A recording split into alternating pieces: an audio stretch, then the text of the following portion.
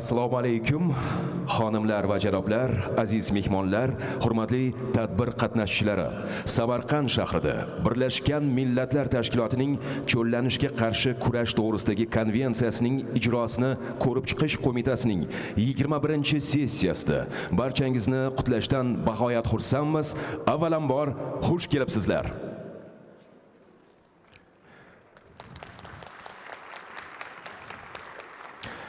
Your Excellencies, dear ladies and gentlemen, first of all, welcome to splendid Uzbekistan and its ancient city of Samarkand.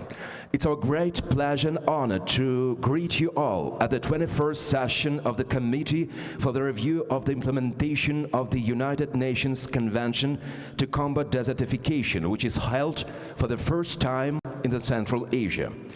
This significant event has brought together delegates from 196 countries, civil society and academia to discuss and review the progress in combating desertification and land degradation across the world. Markaziy Osiyoda ilk bora tashkil etilayotgan hamda Yevropa Ittifoqi va 196 ta davlat ishtirok etayotgan tadbirda cho'llanish, yerlarning degradatsiyasiga qarshi kurashish va qurg'oqchilik oqibatlarini yumshatish kabi dolzarb masalalar muhokama qilinadi. Hurmatli tadbir qatnashchilari, sessiya ishini boshlash uchun sahnaga Birlashgan Millatlar Tashkilotining cho'llanishga qarshi kurash to'g'risidagi konvensiyasi ijrosini ko'rib chiqish qo'mitasi raisi Bilyana Kilibarda xonim taklif etiladi. Dear attendees of the summit, we would like to invite Ms. Bilyana Kilibarda, the chair of the Committee for the Review of the Implementation of the Convention, to open the session.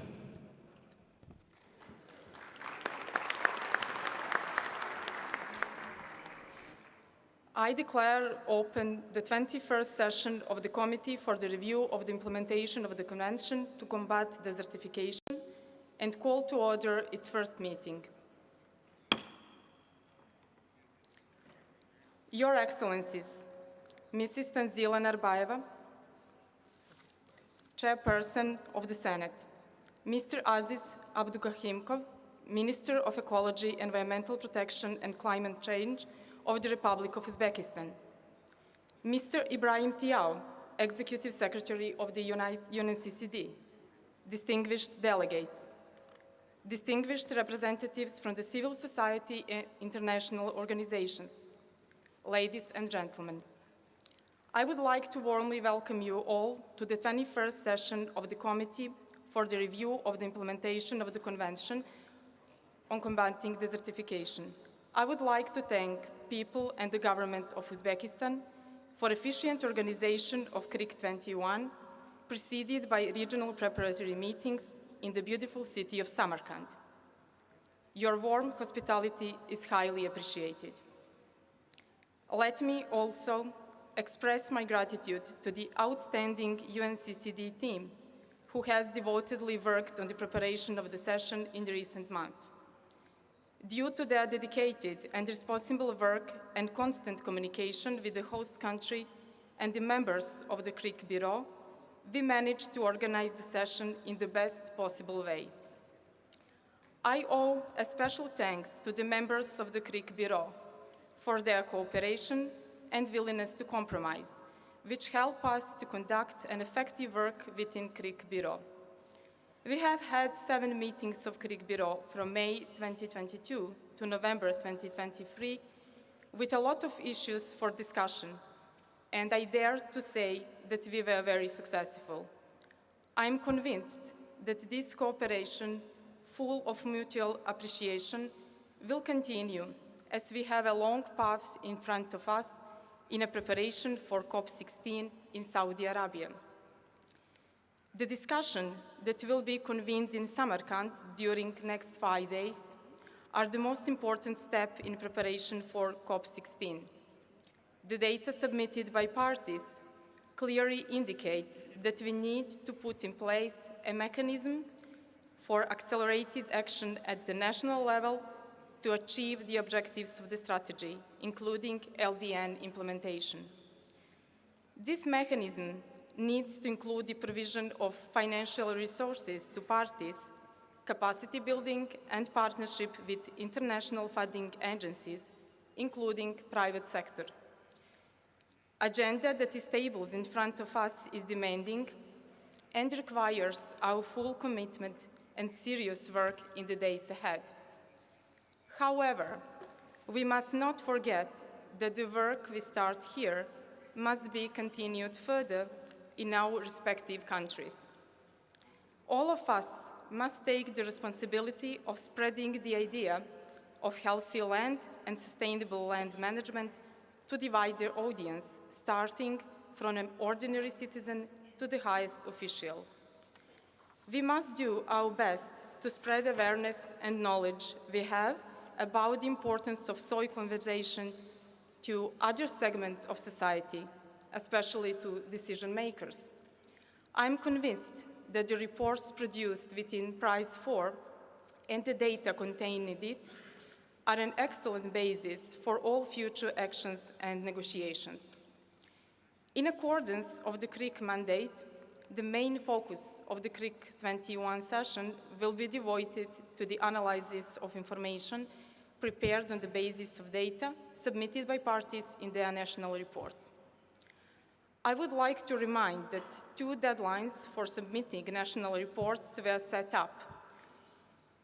First submission of the report was scheduled to 23rd of January 2023 for data and information on strategic objective 1, and the second submission by 28th of February 2023 for the all remaining strategic objectives and information relating to the implementation framework.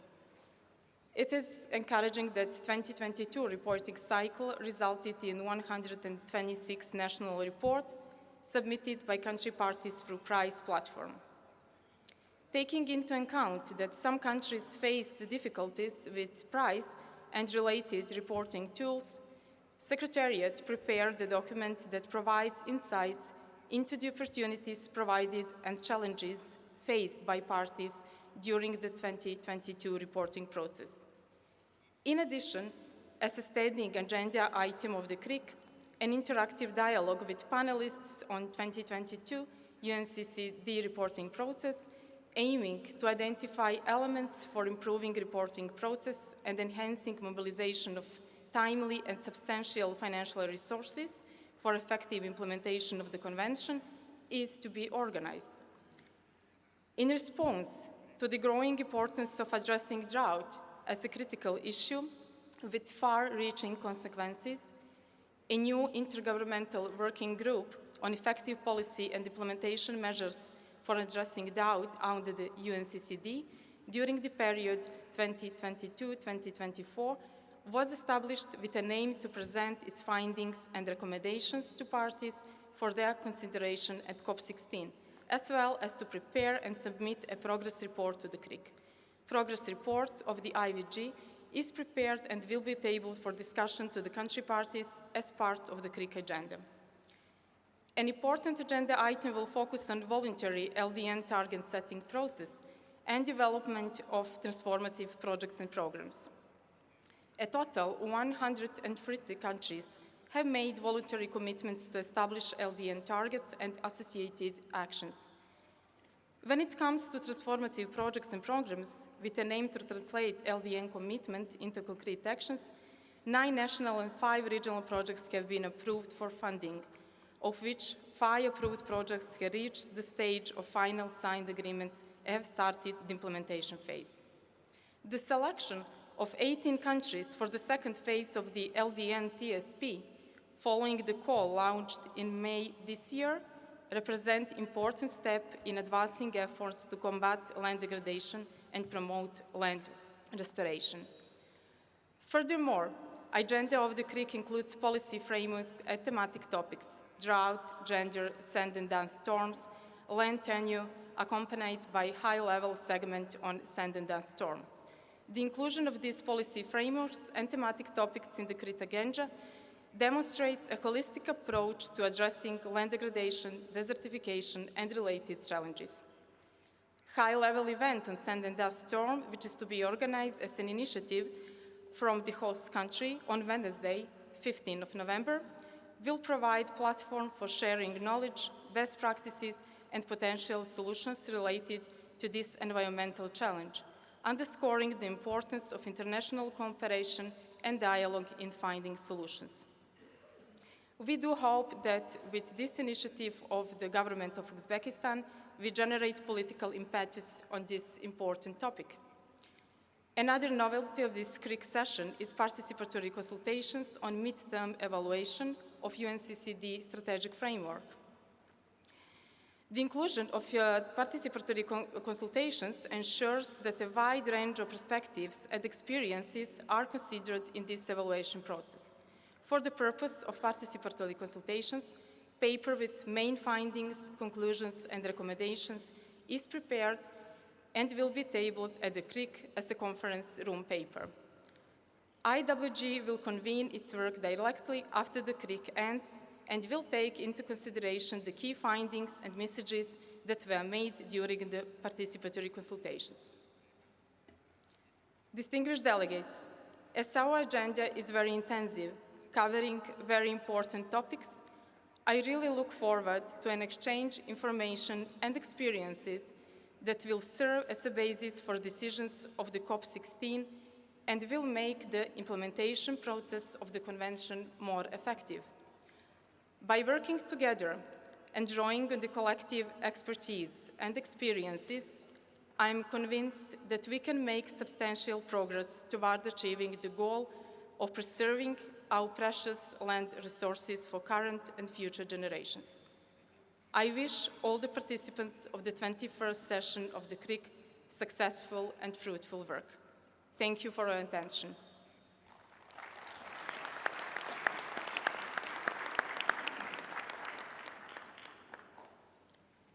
Distinguished delegates, ladies and gentlemen, I would like to invite you to watch a short video on Uzbekistan's efforts on afforestation and restoration. It features the President of Uzbekistan's speech at an international event where he highlights the urgent need for collaboration on combating the RLC tragedy and its aftermath. The President also brings attention to the detrimental impact of climate change on Central Asia, a particularly vulnerable region. In addition, he emphasizes the significance of cooperation amongst nations in addressing climate change and protecting the environment.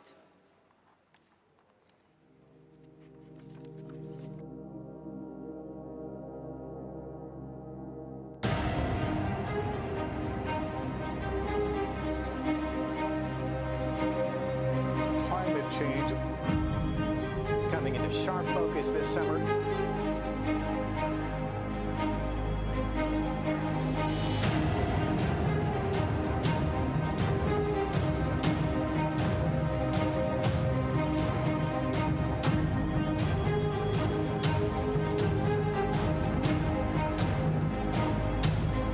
Saying human-caused climate change played a huge role.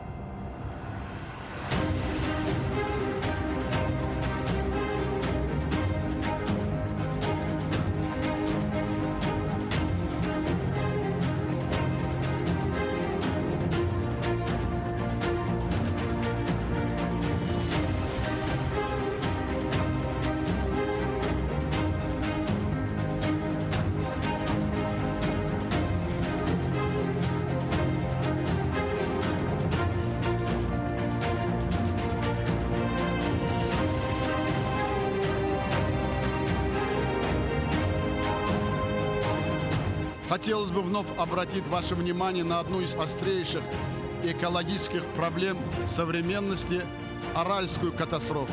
Преодоление последствий высыхания моря требует сегодня активной консолидации международных усилий.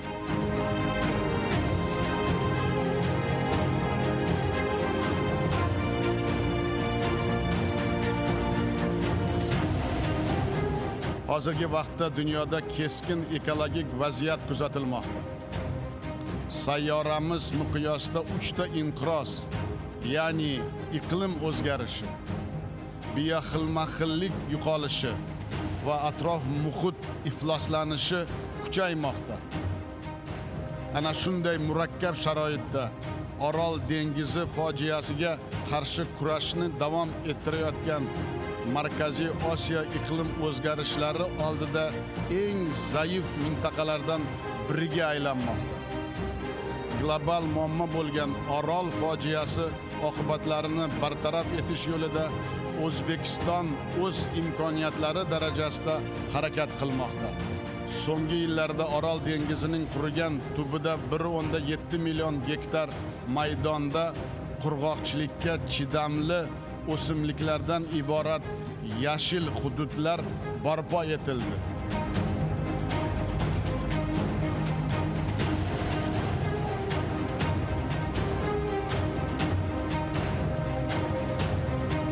Выступаем за разработку совместной программы подготовки специалистов и развития академических обменов в сфере зеленого развития и экологии на базе Центральноазиатского университета изучения окружающей среды и изменения климата.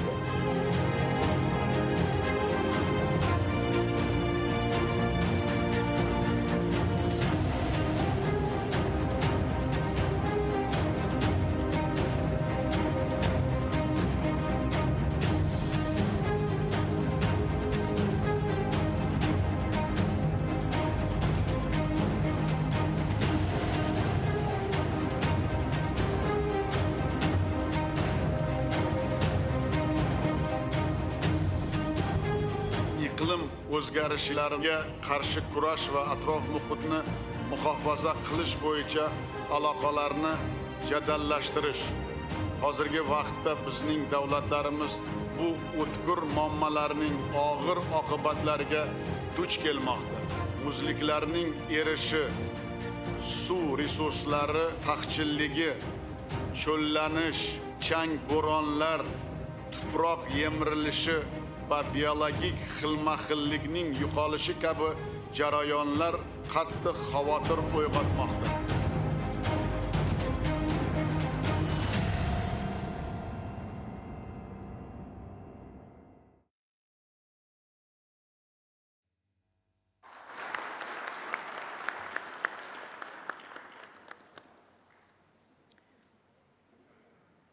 Distinguished delegates, ladies and gentlemen, I now invite Mrs. Tanzila Narbayeva, Chairperson of the Senate, to deliver a statement on behalf of His Excellency Mr. Shavkat Mirziyoyev, President of the Republic of Uzbekistan.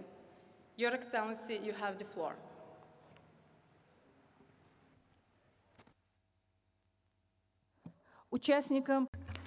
Distinguished participants and guests of the 21st session of the Committee for the Review on the Implementation of the Convention on Combating Desertification. Distinguished delegates, ladies and gentlemen, I am sincerely glad to welcome you to the Republic of Uzbekistan for this session of the Committee for the Review of the Implementation of one of the most important conventions of the United Nations. Ancient Samarkand has recently become a venue for holding many global events. Today, Samarkand is bringing together leading foreign and national experts, leading scientists and specialists, leaders and representatives of international organizations, all of whom genuinely care about the future of our planet. The agenda of this high-level forum includes vital issues for joint action on climate challenges and the development of broad-based international cooperation for combating desertification. I'd like to underscore that Uzbekistan and the entire Central Asian region are particularly exposed to the negative impacts of climate change. They are feeling the full brunt of the social and economic problems that climate change entails. According to long-standing observations, the rise in air temperature in our region is twice as high as the global average trend. As a consequence, we are facing irreversible, complex processes which have an impact on our ecosystem's sustainability. The scale and range of dust storms are growing.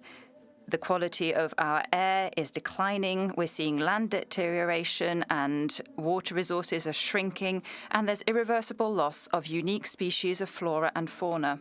Today, we are virtually single-handedly fighting the destructive consequences of the global disaster of the loss of the Aral Sea, which is disappearing before the eyes of a generation. All these threats and many other factors are having a direct impact on the well-being and health of the population, not just in our region, but indeed around the world. This means we need even more and even stronger partnerships for achieving the Sustainable Development Goals. I am counting on the firm support of the international expert community for Uzbekistan's initiative to adopt, as an outcome of this session, a Samarkand Declaration on Sand and Dust Storms. I am certain that such a multilateral document would be a key contribution to our common efforts aimed at ensuring early warning and effective response in the face of such serious environmental challenges. It would also help us to expand the scientific exchange of information and to start new technical assistance and investment projects. I wish all participants of the forum very fruitful discussions and successful work.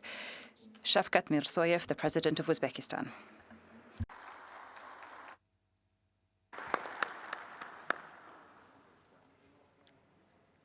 I thank Mrs. Nazila Narbayeva for her statement. We will now hear a message from the Secretary General of the United Nations, Mr. Antonio Gutierrez, to be delivered by Mr. Ibrahim Tiao, the Executive Secretary of the United Nations Convention to Combat Desertification. Sir, you have the floor.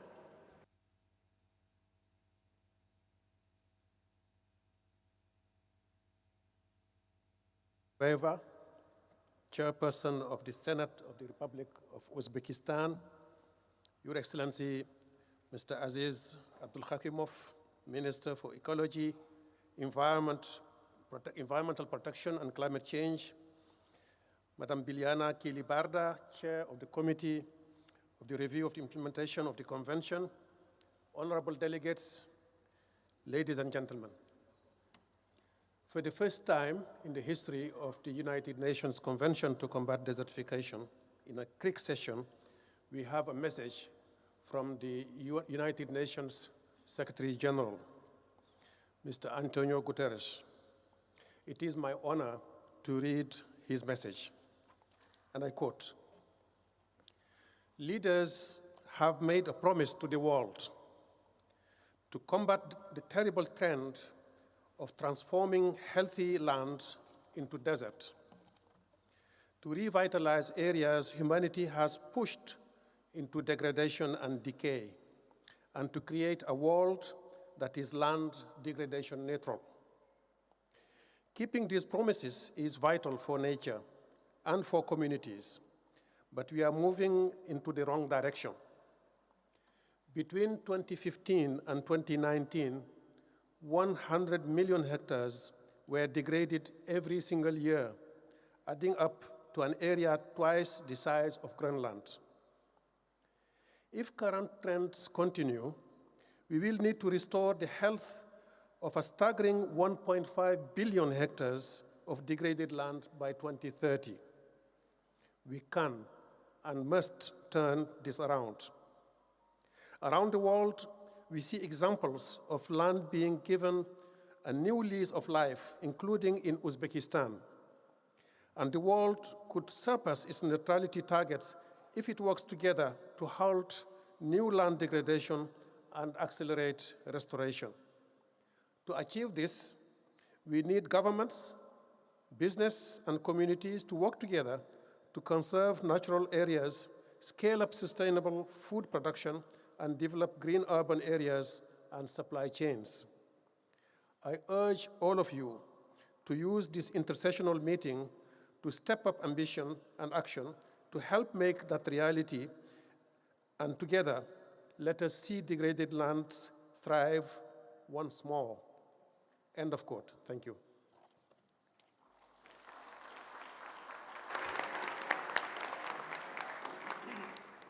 I thank Mr. Tiao for his statement. Distinguished delegates, ladies and gentlemen, I'm honored to invite Minister of Ecology, Environmental Protection and Climate Change, His Excellency, Mr. Aziz Abdugahimikov, to address the opening meeting. You have the floor, sir.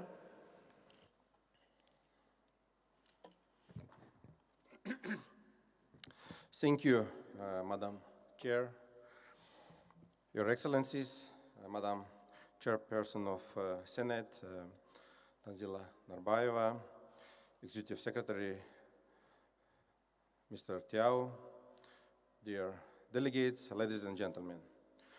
On behalf of the government of the Republic of Uzbekistan, I would like to welcome all delegates and distinguished guests to Samarkand, a historic city which for many centuries has been one of the world's most prominent centers of cultural and scientific exchange.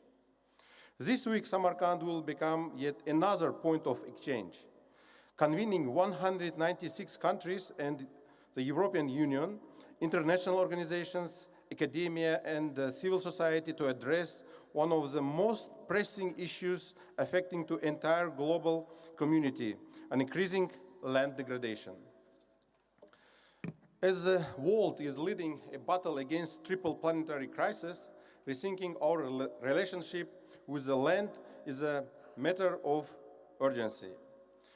Preserving health of our lands must come at the top of our climate change mitigation and adaptation measures. It is not by accident that CRIC 21 is hosted in Uzbekistan, as it is an example of one of the most vulnerable countries which is experiencing all negative consequences of land degradation, from increasing droughts, sand and dust storms, to the loss of agricultural productivity and biodiversity. For centuries, Uzbek people traditionally engage in agriculture. Thus, land is historically seen as an essential source of livelihood. As such, witnessing how this essential livelihood is under substantial threat is alarming and signals the need for concrete actions. Dear participants, despite the fact that we are indeed facing numerous climate change and human activity challenges, we also see them as opportunities to truly rethink our relation with the land and nature as whole. I am pleased to state that environmental and climate change agenda is one of the top strategic priorities for government of Uzbekistan. We are committed to achieving land degradation neutrality and are pleased to see the initial results. Allow me to share some of the efforts that we are currently undertaking. First, science-led afforestation. In 2021, at the initiative of the President, His Excellency Shavkat Mirziyoyev, a national-wide Yashil Makon project, which means Green Oasis, was launched with a commitment to plant 200 million of trees and shrubs annually and to increase the area of green spaces in cities to 30% by 2030. Since the launch of this initiative, more than 416 million trees and shrubs were planted across the country. At the same time, we pay a significant attention to the survival and maintenance of planted trees and shrubs by selecting appropriate species for specific climate and soil conditions. Recognizing the importance of science in implementing our afforestation efforts, tree breeding labs were established under the Scientific Research Institute of Forestry. The area of protected natural areas increased from 4% in 2016 to 14% to the total area of the country. During the current fall planting season, special so-called green gardens were established on almost 600 hectares, and another 700 hectares were used for creation of green public areas. Green belts with a total length of 40 kilometers were planted around the most vulnerable cities such as Termes, Nukus, and Navoi. I would like to announce that after the opening ceremony, all of you will be able to contribute to Uzbekistan's afforestation by collectively planting more than 1,400 trees in dedicated 3 hectares Creek 21 Green Park equipped with a drip irrigation system. Now, all of you will have a personalized tree here in Samarkand.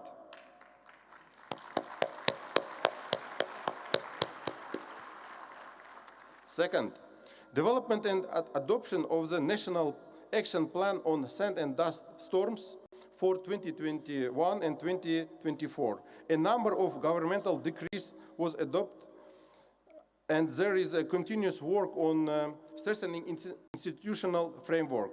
A comprehensive strategy on SDC early warning system is being developed with an aim to be adopted early next year, along with the inclusion into the state system of prevention and response to emergency situations. We hope that the Samarkand Declaration on Sand and Dust Storms will be positively reviewed and supported by all the parties. Third, introducing latest technologies into sustainable agriculture and land management is one of our key priorities. We are already piloting a number of water-saving technologies with the aim of introducing them on an area of 1 million hectares. In addition, 27 documented sustainable land management technologies and approaches were reported in WCAG database. We are introducing GIS mapping, but also explore traditional practices in sustainable pastures management. Fourth, regional approach. Just a few months ago, I was on trip to Kazakhstan, its neighboring country, witnessing a dust storm. Upon my return to Uzbekistan, this dust storm was already in Tashkent, spreading over the other neighboring countries. This shows that Central Asia is one ecosystem, and only by uniting our efforts and collectively addressing environmental challenges, we will be able to achieve some tangible results. As such, strengthening regional cooperation in combating climate change is one of the key priorities for Uzbekistan. We have established a ministerial platform with my colleagues, ministers of environment of all 5 Central Asian countries. In addition, we will be presenting a regional pavilion at the upcoming COP28 in Dubai, where 5 countries will be represented as one region, one voice. Moreover, recognizing the responsibility in front of the future generations and necessity of educating the new generation of professionals, recently we have established Central Asian University of Environmental and Climate Change Studies, Green University in Tashkent. The university is aimed to become a regional hub for research and academic excellence in the area of environmental protection. We recognize the importance of science-driven decision and policy making. Dear friends, of course, in sharing all these efforts and achievements, I cannot leave the Aral tragedy unmentioned. The RLC region records exceptionally high rates of dust storms with an annual volume of 100 million tons and reaching up to 1,000 kilometers. The drying up of the RLC, the reduction in the flow of major rivers, the degradation of ecosystems, the loss of biodiversity and desertification are among the main problems not only for Uzbekistan, but for the Central Asian region as a whole. Under the leadership of the President of Uzbekistan, His Excellency Shavkat Mirziyoyev, massive afforestation campaigns were launched at the RLC bottom.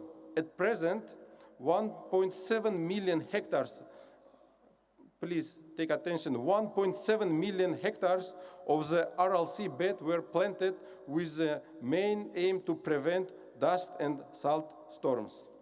Dear participants, hosting this event in Samarkand is symbolic. Located at the heart of the Silk Road, this ancient city was a bridge between East and West. Samarkand represents diversity as it is a shared home for more than 100 nationalities. Samarkand is an open-air museum. It is a symbol of science and learning, of trade, and it is a gateway to New Uzbekistan. Recently, at the 25th UNWTO General Assembly, Samarkand was declared the World Cultural Tourism Capital. I encourage you all to explore the rich culture and art, traditions and hospitality of our country, and hope that in this week you will form treasured memories of Uzbekistan. In conclusion, I would like to express my confidence that the outcomes of CRIC 21 session will contribute to the expansion of our practical cooperation within the framework of this important multilateral environmental agreement, UNCCD. We are confident that this event will be an important step in strengthening our efforts towards environmental conservation and uniting for land. I wish you all success. Thank you for your attention. Once again, welcome. O'zbekistonga xush kelibsiz. Marhaban bikum. Huanyung laidao. Bienvenido. Bienvenido. Добро пожаловать. Katta rahmat.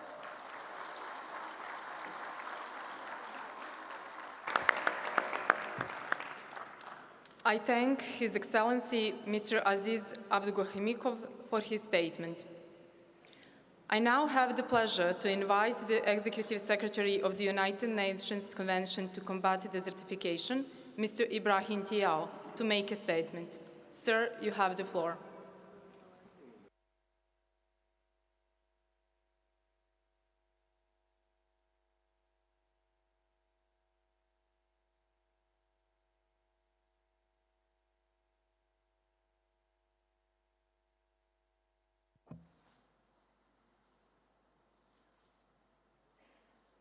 Your Excellency, Madam Tanzila Narbayeva, Chairperson of the Senate of the Republic of Uzbekistan, Your Excellency, Mr. Aziz Abdulhakimov, Minister of Ecology, Environmental Protection and Climate Change, Madam Biljana Kilibarda, Chair of the Committee for the Review of the Implementation of the Convention, my dear colleague Andrea Mesa, Deputy Executive Secretary, honorable delegates, representatives of international organizations, representatives of non-governmental organizations, observers, ladies and gentlemen.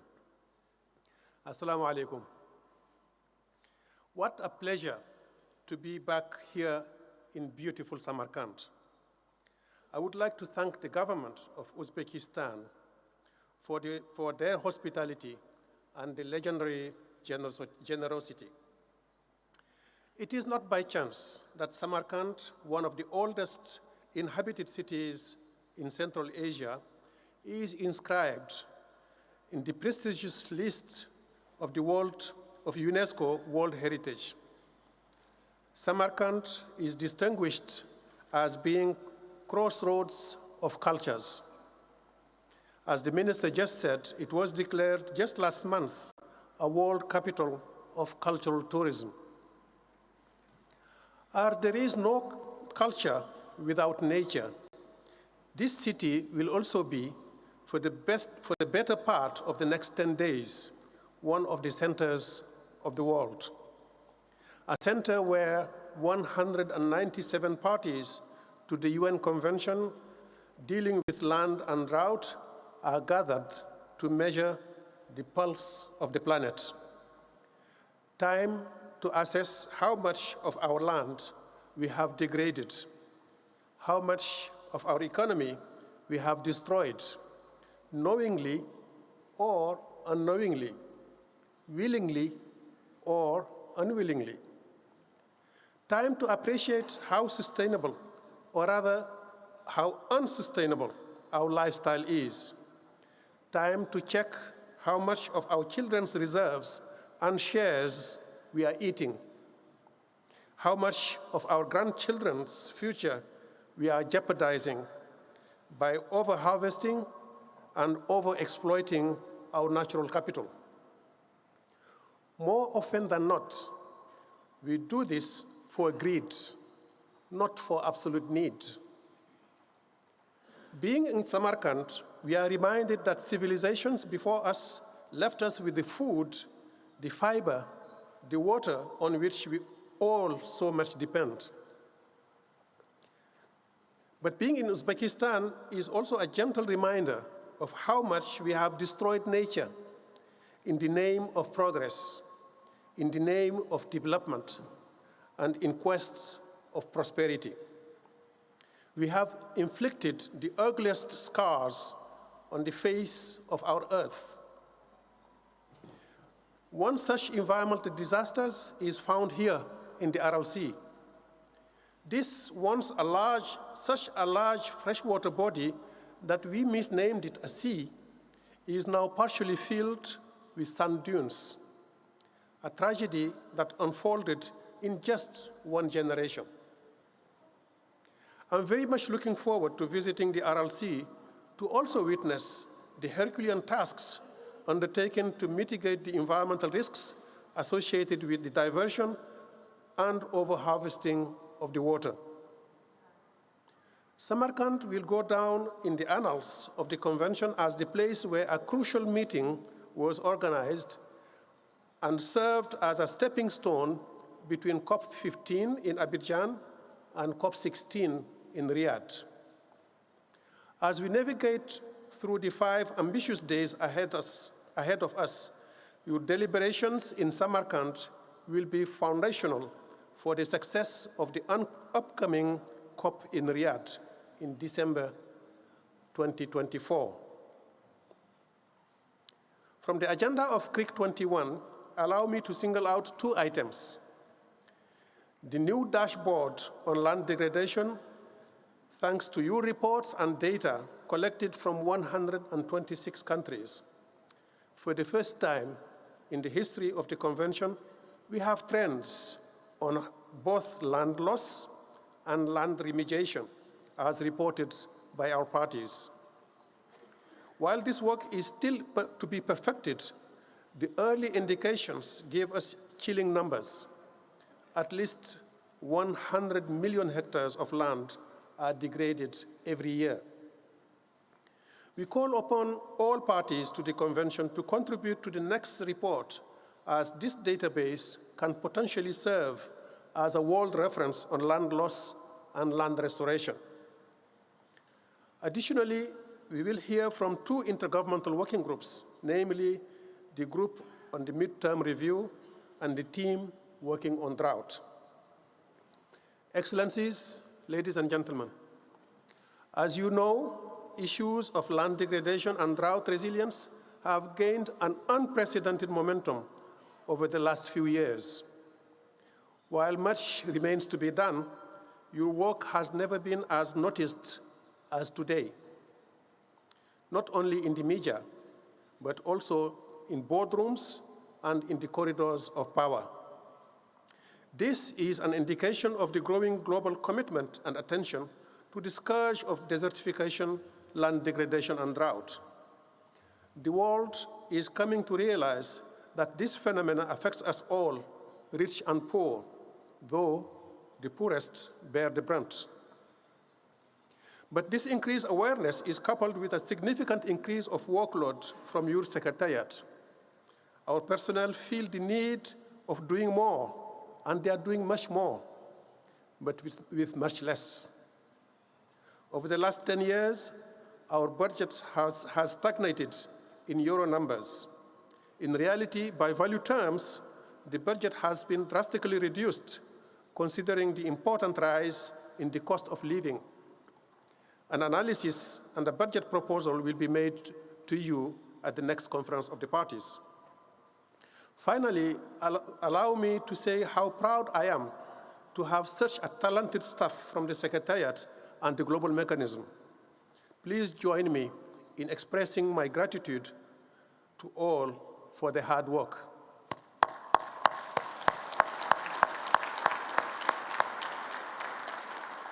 Ladies and gentlemen, we could not have a better host for this CRIC session.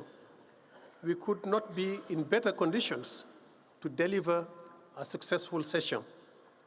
Your deliberations and guidance in this magnificent hall will be, by and large, the foundation upon which millions of people from around the world will have access to healthy land and live on a healthy planet. Your deliberations will shape the future of the unborn. What direction do you want to point them to? The direction of a healthy environment as we have inherited from our ancestors, or the direction of a miserable life that unless we change gears, we are likely to leave to our offsprings? The future is now. It is literally in our hands. Rahmat. Thank you.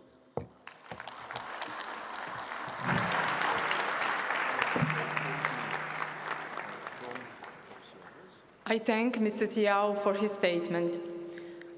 I now invite statements by the representatives of the regional groups, regional interest groups, and regional implementation annexes. I give the floor to the representative of Morocco to speak on behalf of the African Group, Annex 1. You have the floor.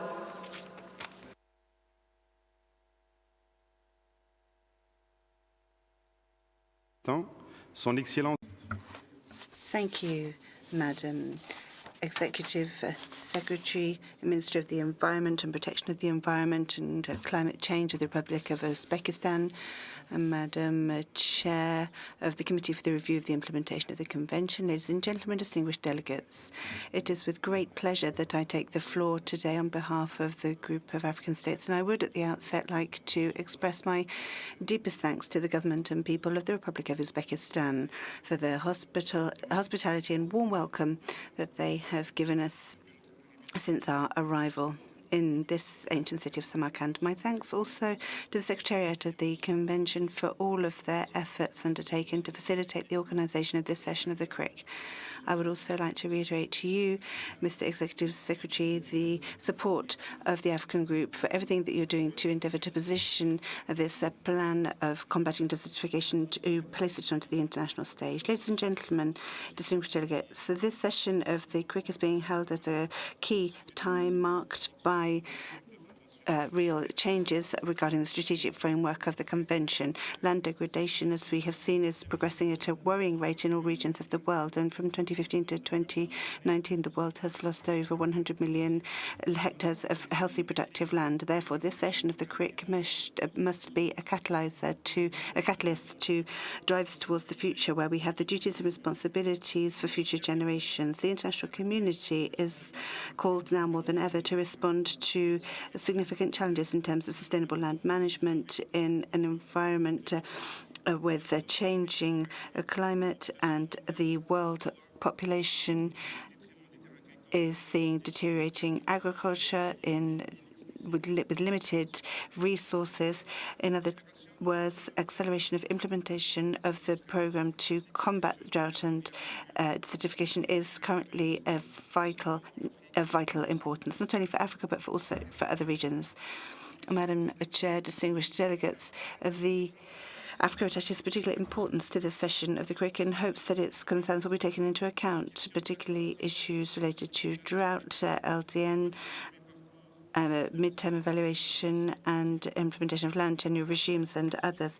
Regarding drought, which is of capital importance for Africa, we would note the progress made thus far by the Intergovernmental Working Group on Drought. At the same time, there are political options on the table regarding appropriate action moving towards an effective drought management programme, which will be adopted in the COP16 in Saudi Arabia in 2024. We also hope that efforts will be continued during this CRIC session to pursue clear recommendations in terms of political options on the table to effectively combat drought in the framework of the Convention.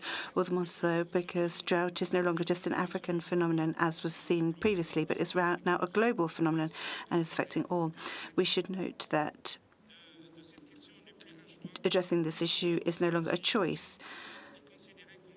it is considered to be one of the most devastating natural disasters affecting a significant population of the global population, paralysing food production, leading to the depletion of pastoral land and causing many losses in human and animal lives, and also leading to an increased migration flow and exacerbated social tensions. Ladies and gentlemen, our group welcomes the initiatives launched at all levels regarding drought, and we also believe that these initiatives, including related programs from other multilateral organizations, require increased consistency and coordination. Thus, Africa believes that the establishment of a legally binding instrument on drought would provide guidance to parties on implementation of binding instruments, and we believe that we have a great deal to learn from other multilateral agreements that have adopted similar policies that have proven effective for collective solidarity and international action.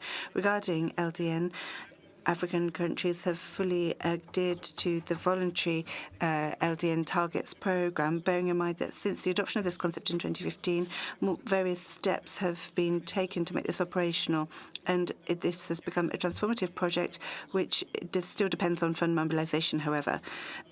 These challenges, there are expectations as regards LDN by 2030, and this requires restoration of around 1.5 billion hectares of degraded land and appropriate funding. As regards implementation means, the finances are key to the implementation of provisions of the Convention. And I would like to take this opportunity to reiterate our thanks to technical and financial partners for their efforts made in terms of supporting efforts to combat desertification. However, the African Group believes that mobilization of funds must go hand in hand with emerging issues and the ambitions therein. The African Group appreciates the importance of technical and financial support for effective conduct of the process of drafting national reports. And we would like to stress here that, unfortunately, given the lack of financial resources, such reports have not been made available in a timely manner. Madam President, distinguished delegates, the African Group welcomes the report, the midterm report on the effective strategy regarding the Convention, which provides relevant information regarding strengthening the Convention and also to reaffirm synergies with the mutual agreements regarding desertification and drought, also taking into account the gender aspect at all levels. Essentially, and wishing CRIC 21 every success, the African Group remains confident that solidarity among states parties will serve to strengthen our collaboration on points of difference, and we will work tirelessly in coordination to bridge the gap regarding points of difference and to build a better future for humankind. I thank you very much indeed, Madam.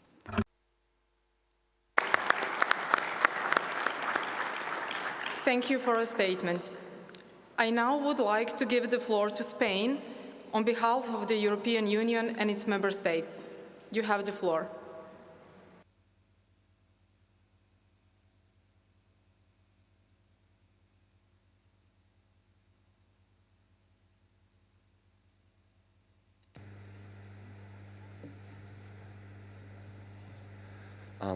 Thank you very much, Madam Chair.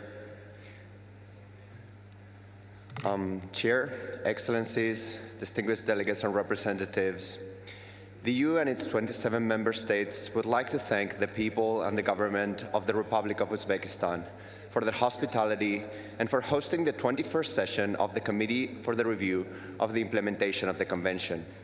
We would also like to extend our gratitude to the UNCCD Secretariat, the CRIC Bureau, and the CRIC Chair for their constant work.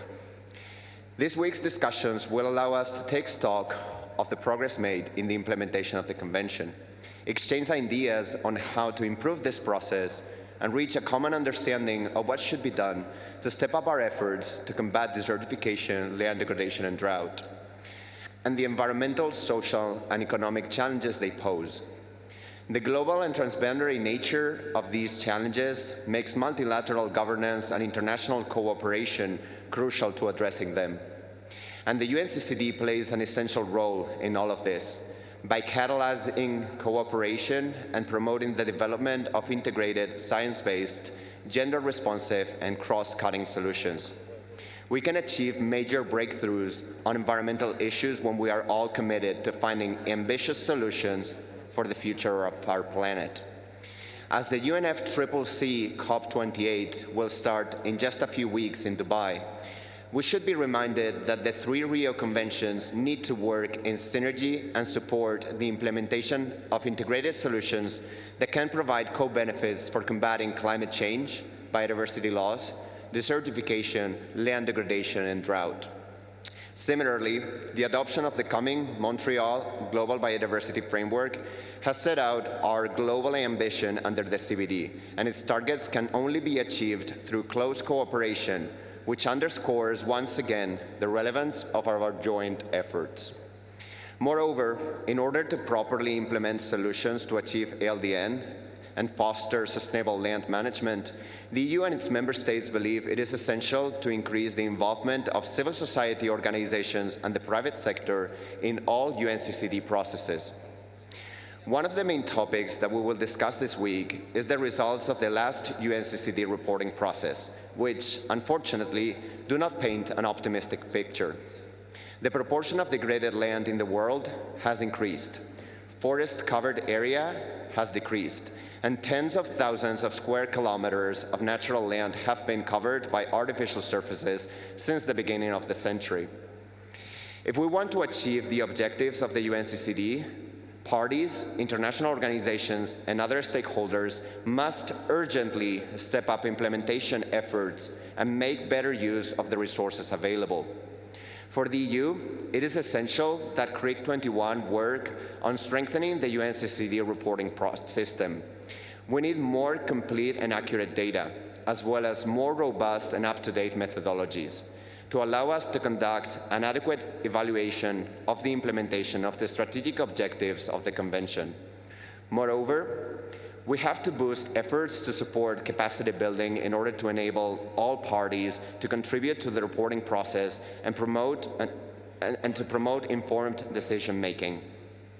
Furthermore, the EU and its member states consider that the 4 policy frameworks and thematic issues that will be discussed this week are of paramount importance.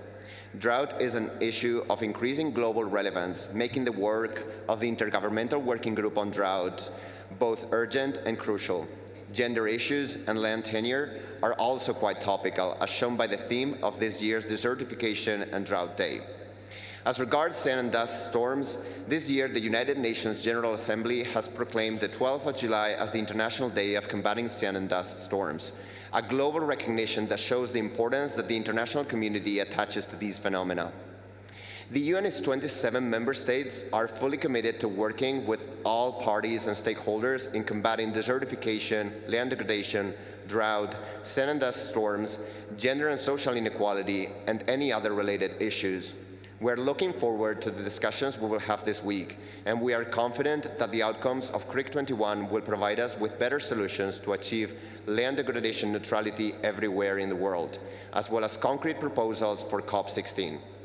Once again, we would like to express our sincere appreciation to the people and the government of the Republic of Uzbekistan for hosting this event. Chair, Excellencies, distinguished delegates and representatives, thank you for your attention.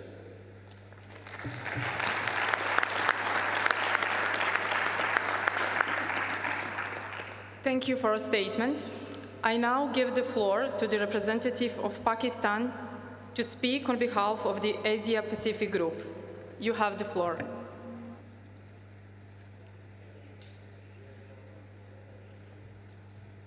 Madam Chair, Executive Secretary, UNCCD, distinguished delegates, ladies and gentlemen, Assalamu alaikum. Pakistan, as Regional Chair for Annex 2, is honored to deliver this opening statement on behalf of Asia-Pacific Group at this 21st session of CRIC.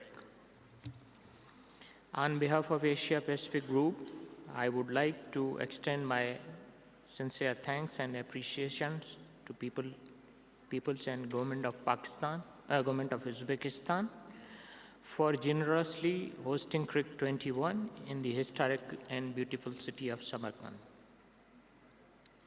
As the region We are always proud when one of our country takes up the challenge to host the event, and we stand ready to support Uzbekistan to ensure smooth and substantive Greek intersessional session.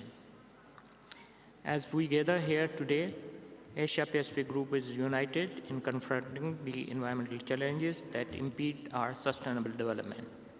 Our region, endowed with rich cultural diversity, natural beauty, is also confronted with daunting challenges of droughts and sand industry storms and land degradation. Not forgetting the impacts of climate change that are affecting mountainous countries through glacial melt, coastal communities, particularly in Pacific and small island states, with loss of arable land, water resources threatening food and national security. These are not mere environmental issues, but are intertwined with socio-economic fabric of our societies, impacting millions of lives, exacerbating poverty and forcing migration.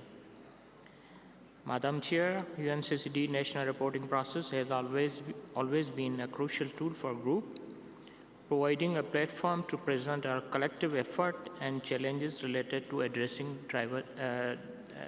drivers of land degradation and desertification. In the last press 4 reporting cycle, approximately 58% parties from our region were able to submit their national report by extended deadline. Many factors have challenged our parties, including complexities of methodologies, deficits of national default and national data, issues with timely funding support, and human capacities, among many others. We greatly acknowledge and appreciate the efforts made by the Secretariat to support reporting parties. However, we must also look more deeply into how to address these issues and ensure all parties report, as it impacts our ability to compile meaningful data and truly identify global trends. We hope parties will share their experiences during the upcoming days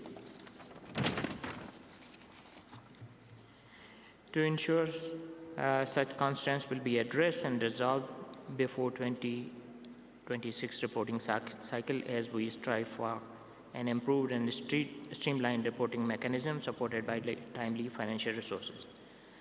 Distinguished delegates, you will recall that during COP15, the key decisions were made to establish an intergovernmental working group for drought and intergovernmental working group for midterm evaluation of UNCCD.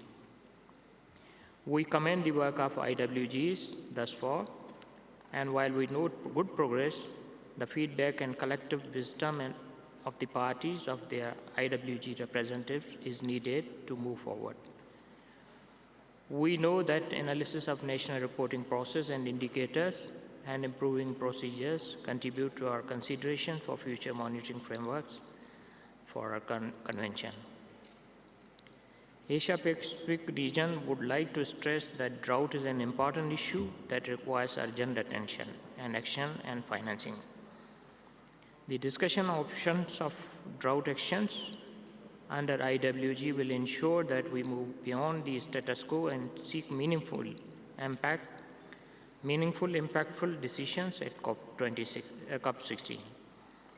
Asia-Pacific Group is ready to positively engage in these conversations here at CRIC 21 and in back-to-back IWG meetings that follow.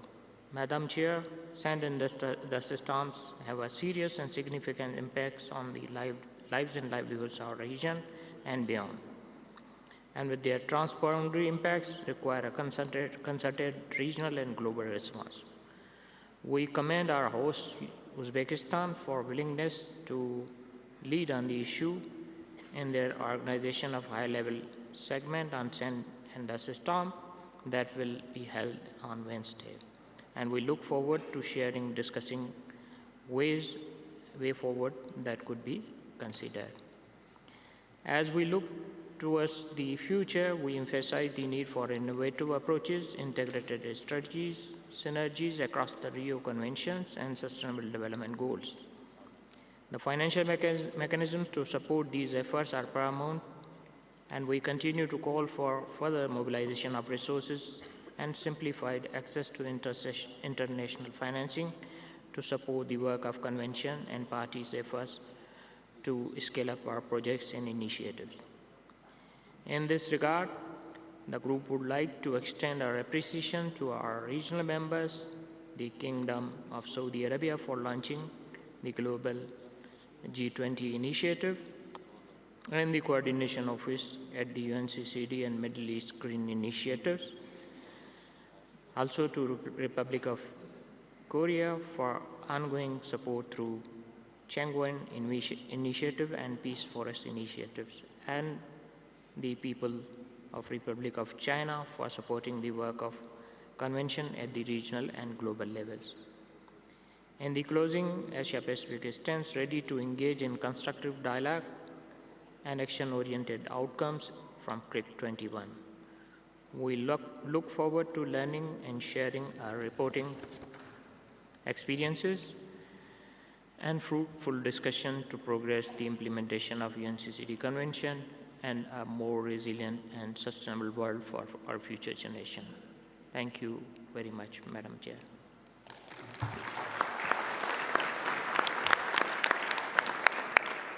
Thank you for your statement. I now give the floor to the representative of Ecuador to speak on behalf of GRULAC. You have the floor. Señora Presidenta. Madam Chair, Excellencies, distinguished colleagues, Ecuador has the honor to deliver this statement on behalf of the group of Latin American and the Caribbean countries, GRULAC. We thank the government and people of Uzbekistan for their warm welcome and hospitality on hosting this, the 21st meeting of the Committee for the Review of the Implementation of the Convention, CRIC 21 of the UNCCD. We also thank the UNCCD Secretariat and the Global Mechanism for its work in preparation of this meeting, the documents produced, and the support provided to our countries. We highlight the relevance of maintaining the CRIC as an important space to review, debate, and advance on issues arising during its session towards the COP.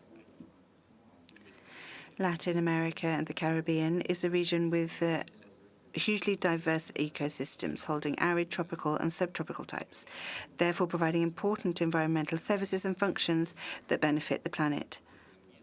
We are also a region that is highly vulnerable to the effects of desertification, land degradation and drought, as well as climate change. Therefore, we reiterate our commitment to the implementation of the UNCCD and fulfillment of the 2030 Agenda for Sustainable Development, especially with respect to Target 15.3 of achieving a land degradation-neutral world as an accelerator of the Sustainable Development Goals. As we start our work in this meeting, we underscore our positive spirit and commitment to engaging constructively with all parties over the following days. We look forward to the review of the strategic objectives of the 2018 to 2030 strategic framework, and to jointly review and assess progress on improving the condition of affected populations and ecosystems, mitigate, adapt, and create resilience, and manage the effects of drought, as well as contributing to global environmental benefits. For GRULAC and all developing countries, it is imperative that our level of ambition be met with the necessary means of implementation. In order to achieve this, we must have substantial, adequate, timely, and predictable financial resources, technology transfer, capacity building, and a strong scientific support and cooperation between CST and CRIC, including the participation of the science and technology correspondents in all meetings of the UNCCD process to support the implementation of the Convention in our region. We look forward to our deliberations on the implementation of land degradation neutrality voluntary target setting and recognise the support provided by the Global Mechanism. We also look forward to our deliberations on the review of progress by the Intergovernmental Working Group on Drought and the conclusions and recommendations of the independent assessment undertaken as part of the midterm evaluation of the 2018-2030 UNCCD strategic framework of the Convention. We underline the need for an improved reporting process that overcomes obstacles faced by LAC, Latin American and Caribbean countries with regards to Price 4 by ensuring adequate and timely resources to achieve the objectives of the Convention. Therefore, we welcome the discussion that will take place on improving communication procedures, as well as the quality and formats of reports to be submitted to the COP. Based on our experiences, we will be sharing comments and making recommendations as it relates to the use of the Price 4 platform for reporting on the state of land degradation, including suggestions for timely and adequate financial and technological resources, enhanced program aspects, as well as a methodological approach that takes into account the differences in the amount of time required and the length of the national report that has to be prepared by countries based on their size. GRULAC countries favour the generation and use of official national data for the collection of information, processing and presentation of the strategic objectives of the 2018-2030 strategic framework. In Latin America and the Caribbean, we note that drought and its effects, climate change-driven impacts and lack of effective and sustainable land management all persist. Therefore, to move towards correcting this serious situation, we would like to propose, inter alia, the inclusion of voluntary targets on mitigation and resilience actions in each country or region, as well as global actions in the mid-term evaluation of the 2018-2030 strategic framework. Finally, we look forward to advancing our work on desertification, land degradation and drought, and related matters such as sand and dust storms, land tenure and gender, as well as to foster further coordination between the states parties to the 3 Rio Conventions, observing their respective mandates and objectives. Madam Chair, healthy land contributes to sustainable ecosystems, mitigating climate change by maintaining or increasing carbon content, biodiversity protection, nutritious and diverse food, water availability, economic growth, job creation, and social development. Sustainable land management is essential for the prosperity of this and future generations. We recognise the economic value of ecosystem services and stress the importance of reflecting that in our national accounts. Investing in sustainable land management is not just an environmental necessity, but a crucial component for maintaining livelihoods at every scale at all levels. By integrating the value of these services into our economic and financial systems, we affirm the interconnectedness of a healthy environment, economic prosperity, and social well-being. We must continue to strengthen multilateralism to face the multiple planetary crises of desertification, land degradation and drought, climate change, biodiversity loss, pollution, as well as ocean acidification, among others. We must do this with the joint responsibility and engagement of all relevant stakeholders. You can count on the active participation, Madam Chair, of GRULAC to achieve substantive results in this meeting. Thank you very much.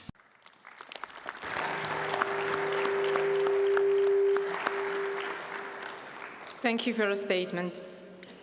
I now give the floor to the representative of Hungary and chair of the Regional Implementation Annex for Northern Mediterranean. You have the floor. Thank you, Madam Chair. Mr. Executive Secretary, Madam Chair, Your Excellencies, distinguished delegates, ladies and gentlemen.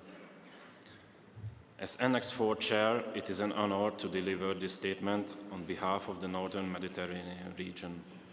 The Regional Implementation Annex for the Northern Mediterranean and its 12 affected country parties would like to extend their sincere appreciation to the government of the Republic of Uzbekistan and the UNCCD Secretariat for organizing the 21st session of the Committee for the Review of the Implementation of the Convention. As we convene to deliberate upon a wide array of crucial agenda items, it is vital to underscore the significance of our collective efforts in addressing land degradation, desertification, and drought. The agenda before us today encompasses critical aspects of the UNCCD's mission, ranging from assessment of strategic objectives through voluntary land degradation neutrality targets to policy frameworks. Each of these items bears substantial implications for the well-being of the environment, societies, and future generations. First and foremost, the assessment of the implementation of the strategic objectives reflects that much more remains to be done if we want to meet our shared commitments. Despite our ongoing efforts, land degradation, deforestation, and biodiversity loss continue to be global environmental problems of great importance. We have now the opportunity to take stock of the progress on implementing the 2018-2030 strategic framework and assess what we should improve to achieve the objectives of the UNCCD, step up our commitments, and ensure we are on the right track. The implementation of voluntary land degradation neutrality targets represents an essential cornerstone of our collective commitment to halt land degradation and the loss of productive land. We welcome the continuation of the LDN target setting program with the launch of its second phase, which we hope will play a central role in implementing LDN goals. Additionally, the progress report of the Intergovernmental Working Group on Drought will showcase the progress it has made to find ways to address one of the most pressing global challenges, drought. Boosting drought resilience and mitigating the effects of drought are of the utmost importance for our region, which is particularly affected by this phenomenon. Drought reached record levels in the region last year, and many countries are still suffering its negative effects, which are causing significant damage to agriculture, forestry, and many other sectors. Regarding the reporting process, while acknowledging the efforts made to improve it and appreciating also the technical support provided to the parties for the reporting activities, Annex 4 believes that there is a need to continue enhancing comparability between reported data and improving the data analytics tools and the reporting platform, as well as their links to transverse dataset options. We appreciate the relevance of further strengthening capacity development activities also for our Annex 4 parties. Moreover, the policy frameworks and thematic topics on the agenda, sand and dust storms, drought, land tenure, and gender, call for innovative, integrated, and inclusive approaches that consider all the diverse needs of our regions. In this regard, we strongly welcome the work carried out by the Secretariat to include gender-responsive indicators in the reporting process, as well as the organization of a gender caucus during CRIC 21 and in upcoming sessions of the COP and the CRIC, boosting the inclusion of civil society organizations and gender mainstreaming in the UNCCD and in land degradation and drought policies and plans. We consider that it is an essential to review the progress made in implementing the 2018-30 strategic framework. Annex 4 can make a significant contribution to this review due to the large experience we have in implementing the Convention and developing national drought plans and programs to combat desertification. Therefore, we are looking forward to the participatory consultation that will take place at CRIC 21. In conclusion, the challenges we face are vast, but our commitment to addressing them is unwavering. The Northern Mediterranean region stands ready to collaborate, share knowledge, and contribute to constructive discussions that will guide us towards a more sustainable and resilient future. Ladies and gentlemen, on behalf of the Northern Mediterranean region, I would like to emphasize our continued support to the UNCCD. We urge parties to step up efforts to properly address desertification, land degradation, and drought, and achieve a land degradation neutral world. Therefore, we look forward to engaging in fruitful dialogues throughout these sessions. Together, we can make a meaningful impact. Thank you for your attention, and I wish us all a successful and productive CRIC 21. Thank you.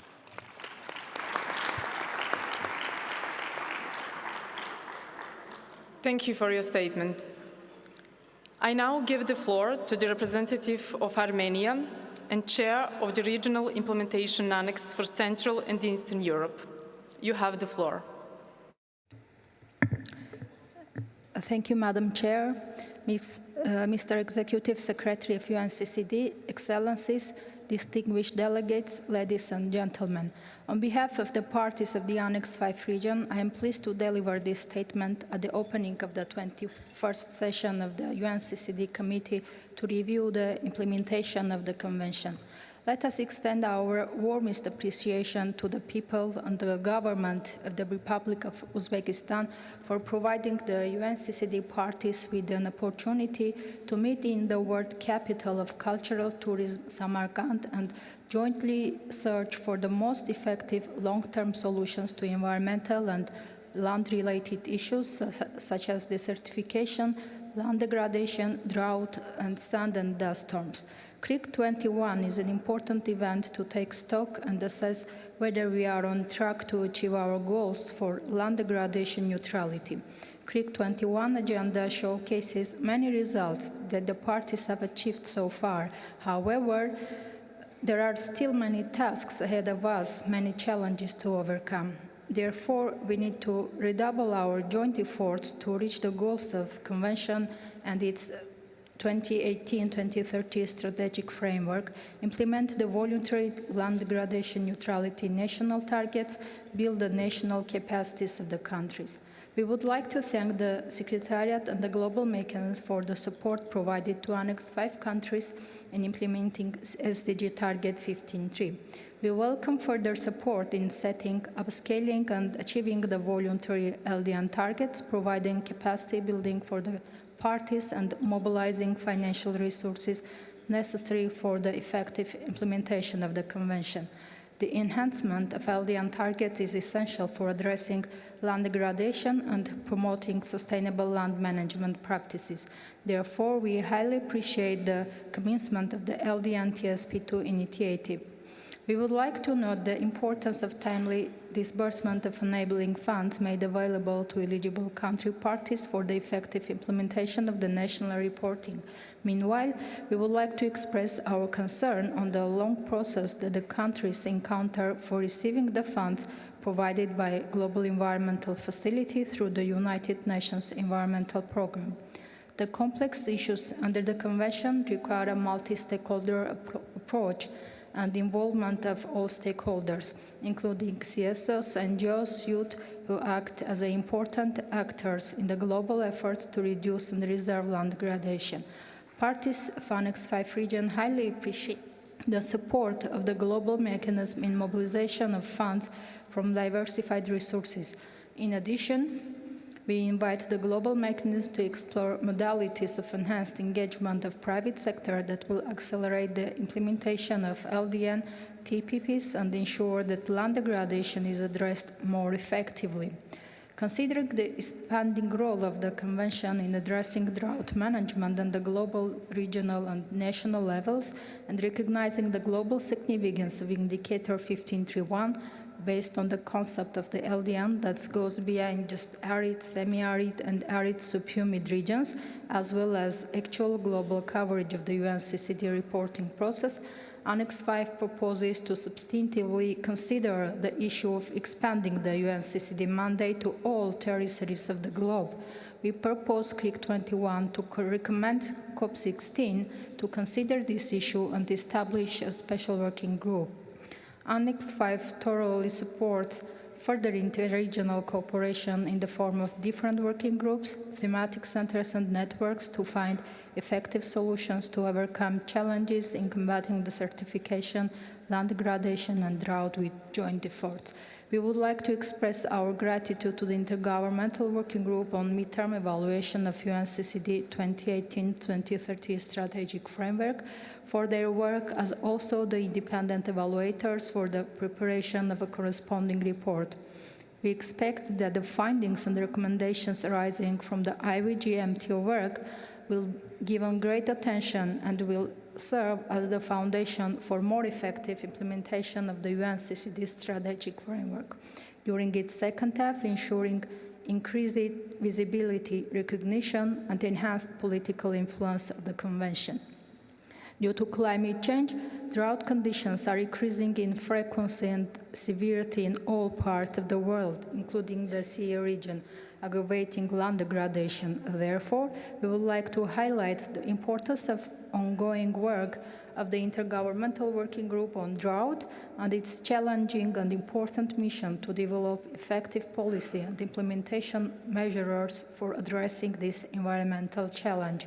Being part of the group provides me with an opportunity to see alarming scope of the drought and the vital work that needs to be done at all levels to mitigate its impacts. We are grateful that the Convention is committed to a fully integrated woman across all its actions and domains. The Annex 5 countries give importance to the need of supporting women and enhancing the capacities to implement the Gender Action Plan and on its roadmap. Distinguished delegates, in conclusion, I would like to emphasize that the Annex 5 countries are fully committed to the implementation of 2030 Agenda for Sustainable Development and the Goal 15.3. We are looking forward to a productive discussions in our road to COP16 in Saudi Arabia. We wish all participants for CRIC 21 successful and fruitful work. Thank you for your attention.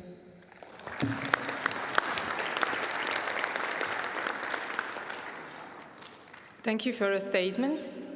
I now give the floor to the representative of Food and Agriculture Organization of the United Nations. You have the floor.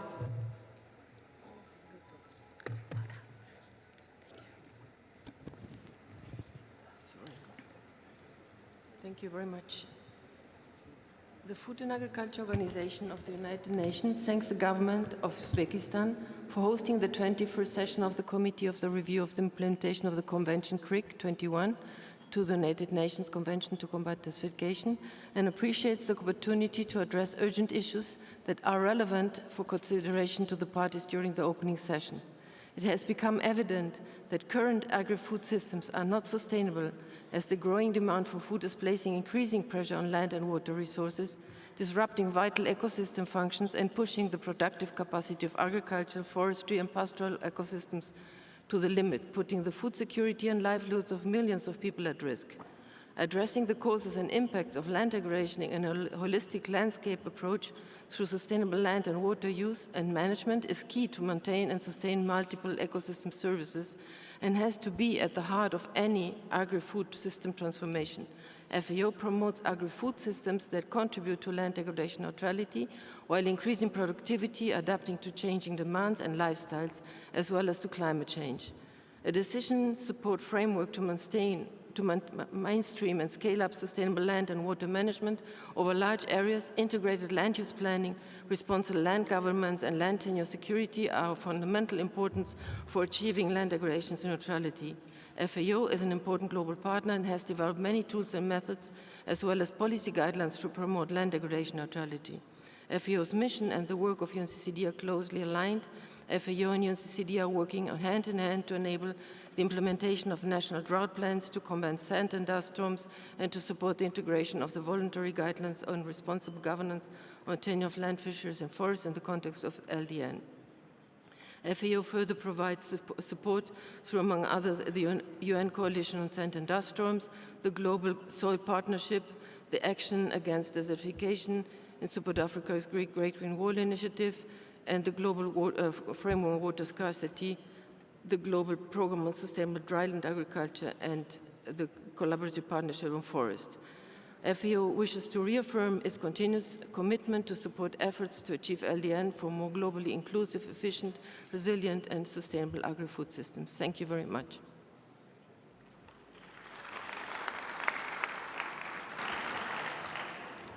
Thank you for your statement. I now would like to give the floor to Mr. Amaya Prapan Chakabotri, Chief Executive Officer of Drubotara Youth Development Foundation from Bangladesh, to deliver a statement on behalf of civil society organizations. You have the floor. Thank you, Chairperson, distinguished delegates. My name is Omio Prapon Chakraborty. I am working with Drubotara Youth Development Foundation from the People's Republic of Bangladesh. The civil society organizations here in Samarkand asked me to share our statement for the opening of the 21st creek. I would like to express our gratitude to the people of Government of Uzbekistan for hosting the creek meeting, and to the UNCCD Secretariat for co-organizing it. I would also like to express our appreciation to the governments that are financially supporting the activities of UNCCD CSOs and the CSO panel, and the strong continuous engagement of civil society to this convention.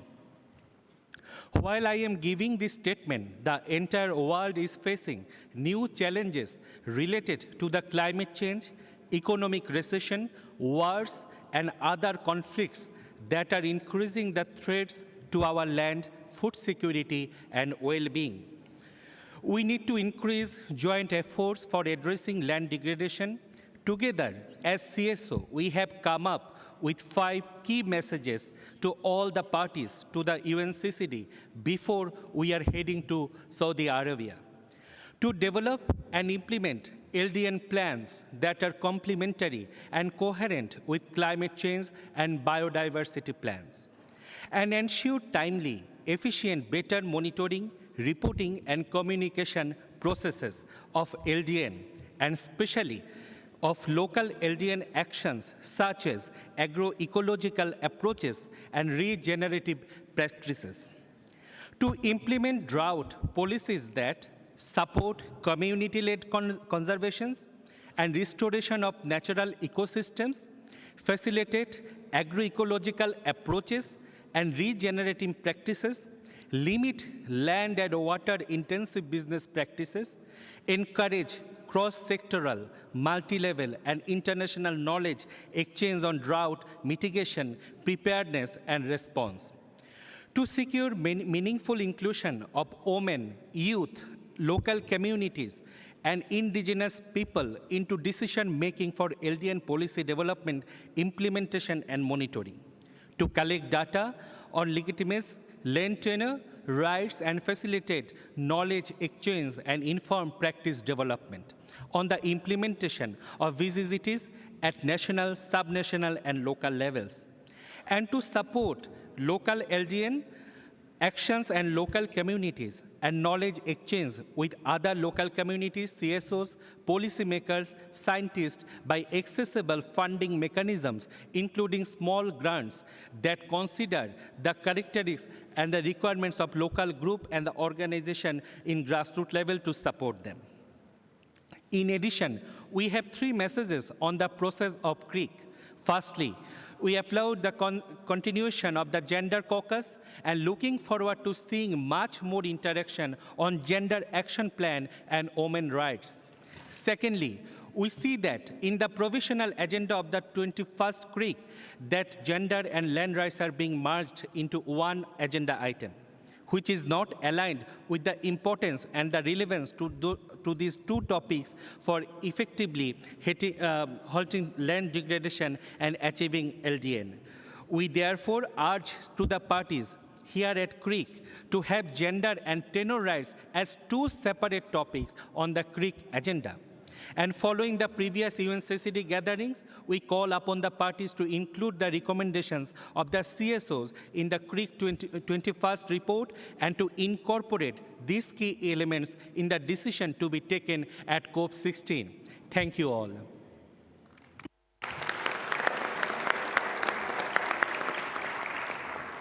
Thank you for your statement.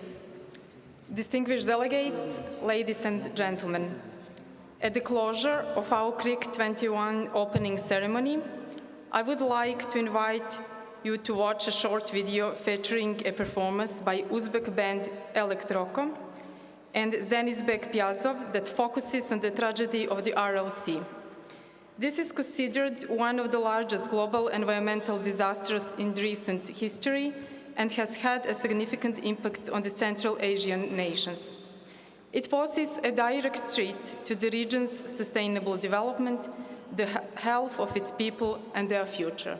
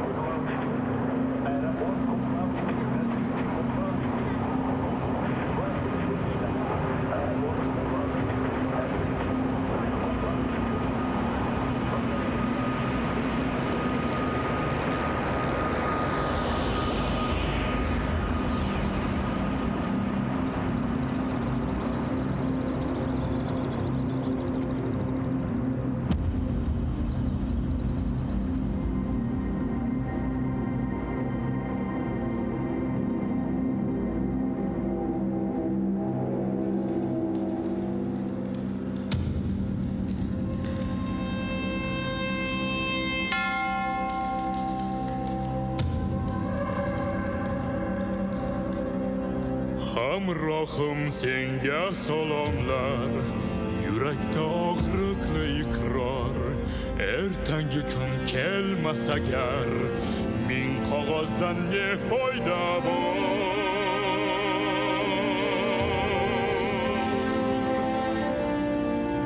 Если не наступит завтра, нам стирать с любви исходник. Видно, так задумал автор наших планов на сегодня.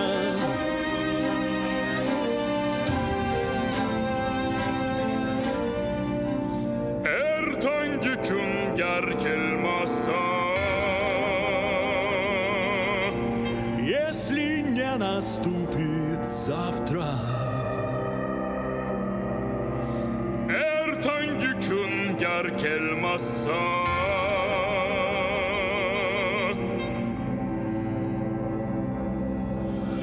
gar kelmasa ertangi kun, titramasa yurak qari, qismatimiz holi zabun, birga ketib yo'qlik sari.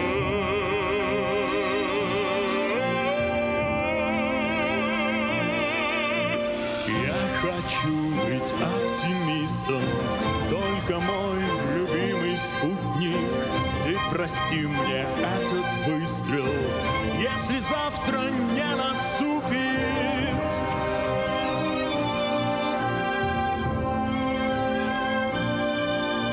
Если не наступит завтра. Ertangi kun gar kelmasa, если не наступит завтра.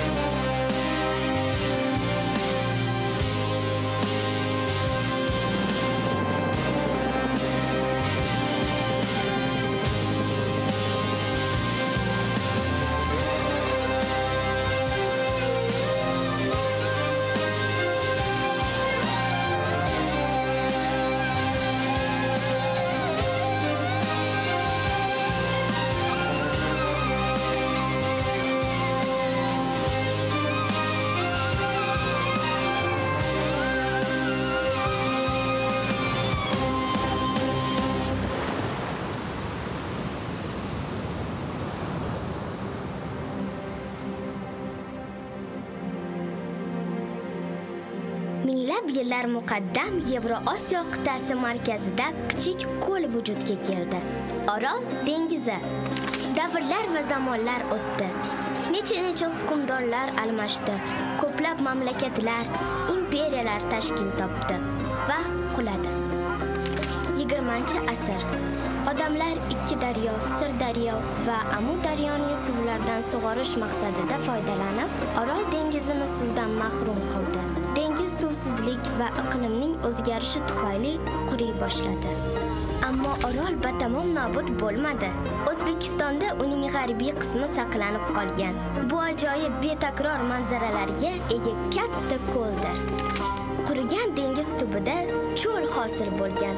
Hozir u yerni saksovul o'rmoniga aylantirish uchun minglab odamlar mehnat qilmoqda.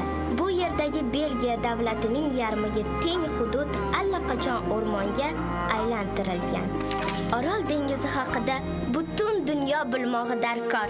Sa'y harakatlarini birlashtirish maqsadida Orol bo'yi mintaqasi uchun inson xavfsizligi bo'yicha ko'p hamkorlik trust fondi tashkil etildi. Birlashgan Millatlar Tashkiloti Bosh Assambleyasida Orol bo'yi mintaqasidagi islohotlarni yanada samarali ijro etish uchun tizimli yondashuvni qo'llash imkonini beruvchi maxsus rezolyutsiya qabul qilindi. Endi dengiz yo'q, ammo odamlar bor. Bu 100 minglab insonlar uchun yangi umiddir. Insoniyat ushbu ajoyib zaminni saqlab qolish uchun barcha imkoniyatlarni ishga solmog'i shart. Dengiz qaytadimi? Buni faqat sayyoramiz biladi. Biz sizga orzumiz haqida gapirib berdik. Sizcha, siz nima haqida orzu qilasiz?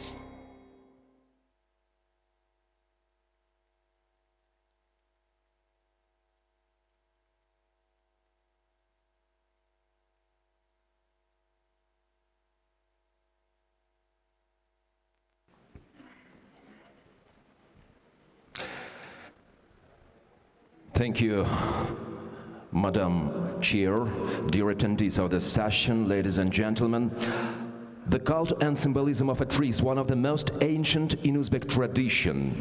As you know, President of the Republic of Uzbekistan, His Excellency Shavkat Mirziyoyev, launched an ambitious initiative on implementation of the nationwide project Green Space, according to which it was aimed to plant 1 billion saplings over the next 5 years. The results of this nationwide movement have already been seen in every mahalla area of our country. And in the framework of the nationwide project and in accordance with today's agenda, we have the honor to invite all of you for tree planting ceremony and mark this date to establish Creek 21 Green Park in Samarkand. I would like to encourage everyone to contribute to tree planting at the newly established Green Park and by that support our efforts on combating desertification and mitigating the impact of climate change. On this occasion, I would like to extend an invitation to all of you to join in the creation of the Creek 21 Green Park. We will start our journey at 1 o'clock and buses are expecting you at the main entrance. Thank you for your valuable contributions. Xonimlar va janoblar, daraxtga ehtirom va uning ramziyligi ko'hna o'zbek an'analaridan biridir. Ma'lumki, O'zbekiston Respublikasi Prezidenti Shavkat Miromonovich Mirziyoyev tashabbusi bilan bebaho ekotizimni saqlash va mustahkamlashga qaratilgan keng ko'lamli dasturlar, shu jumladan Yashil makon umumiy loyihasi amalga oshirilmoqda. Ushbu loyiha doirasida hamda bugungi kun tartibiga muvofiq barchangizni mamnuniyat bilan daraxt ko'chatlarini o'tkazish marosimida faol ishtirok etishga chorlaymiz. Shu munosabat bilan sizlar uchun soat 12:00 da avtobuslar tashkil etilib, ushbu avtobuslarda Samarqand shahridagi Creek 21 yashil bog'iga soat 13:00 da yo'l olishingiz mumkin bo'ladi. Bu bilan esa siz yashil bog'da daraxt ko'chatlarining o'tkazilishiga o'zingizning munosib hissangizni qo'shishingiz mumkin bo'ladi.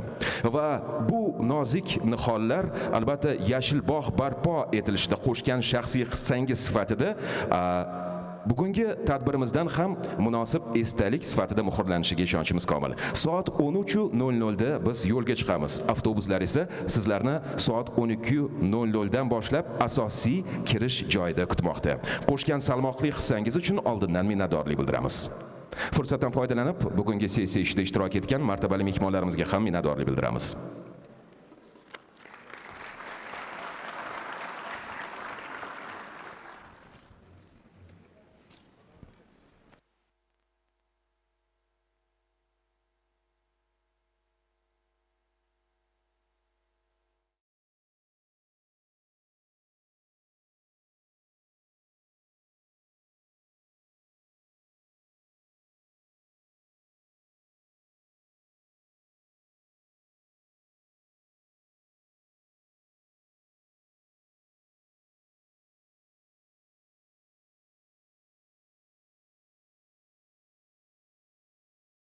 The agenda.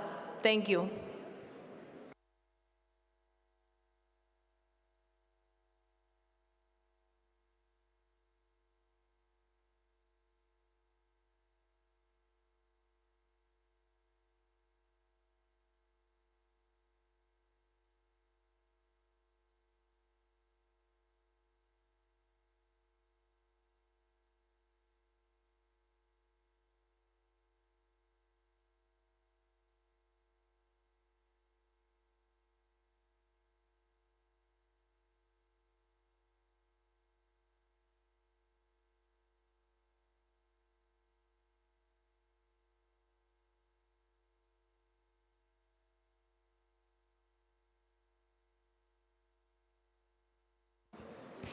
Distinguished delegates, you are kindly invited to take your seats.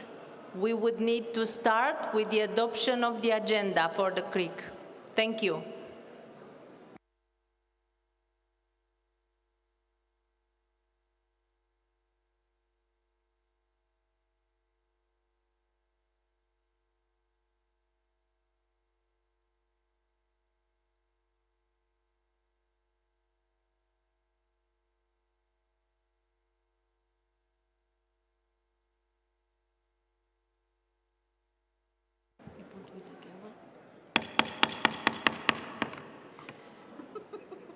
All delegations are kindly invited to take their seats in order to proceed with the session.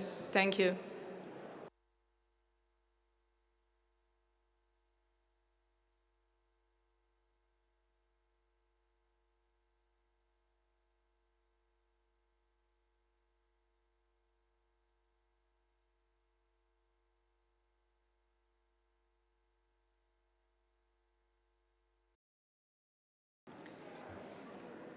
Distinguished delegates, I now invite the committee to turn its attention to the next order of business, namely the consideration of Agenda Item 1, entitled Organizational Matters, Sub-Item A, Adoption of the Agenda and Organization of Work, for which you have before you the annotated provisional agenda contained in document ICCD/CRIC21/1.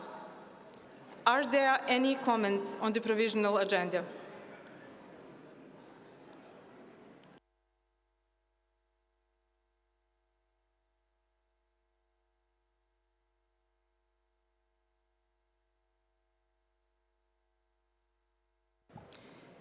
May I take it that the committee wishes to approve the provisional agenda as contained in document ICCD/CRIC21/1.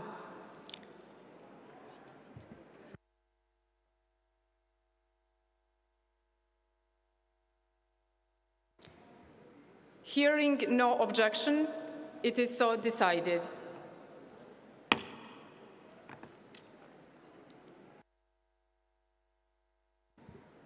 I now invite the committee to consider its tentative schedule of work for the session, as contained in the annex of document ICCD/CRIC21/1. Are there any comments on the tentative schedule of work?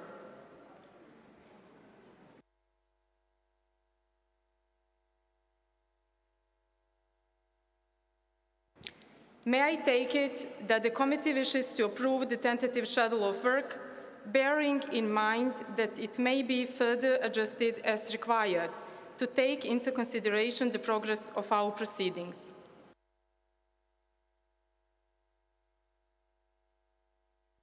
I hear no objection. It is so decided.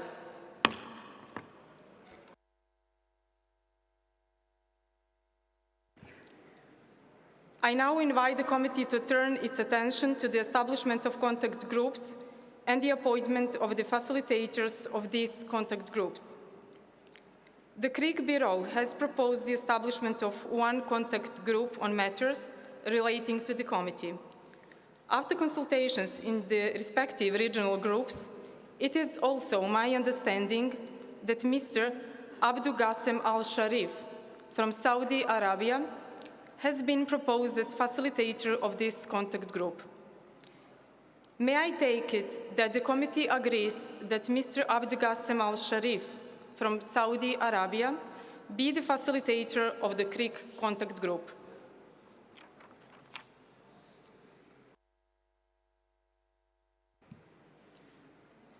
Hearing no objection, it is so decided.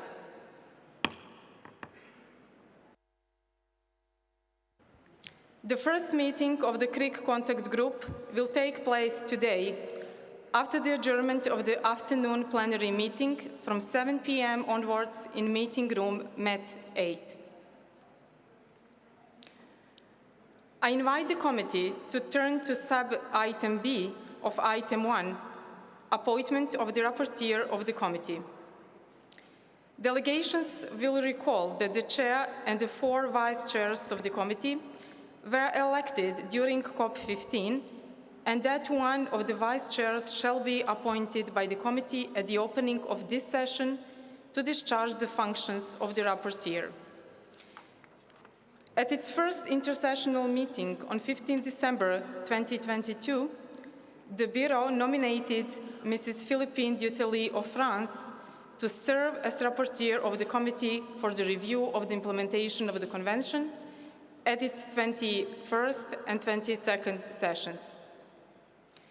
May I take it that the committee agrees to the nomination of Mrs. Philippine Dutely of France as rapporteur of CRIC 21 and CRIC 22?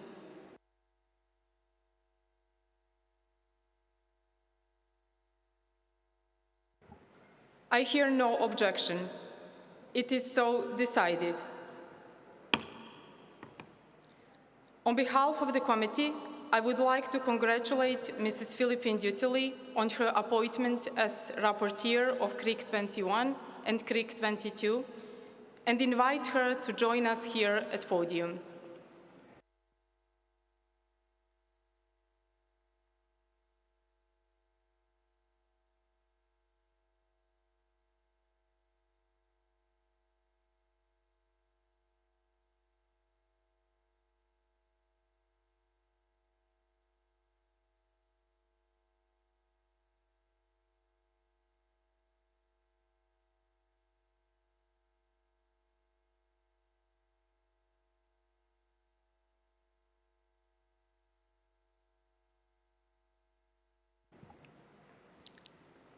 Distinguished delegates, I now invite the committee to start consideration of Agenda Item 2, Assessment of Implementation, Strategic Objectives 1 to 4.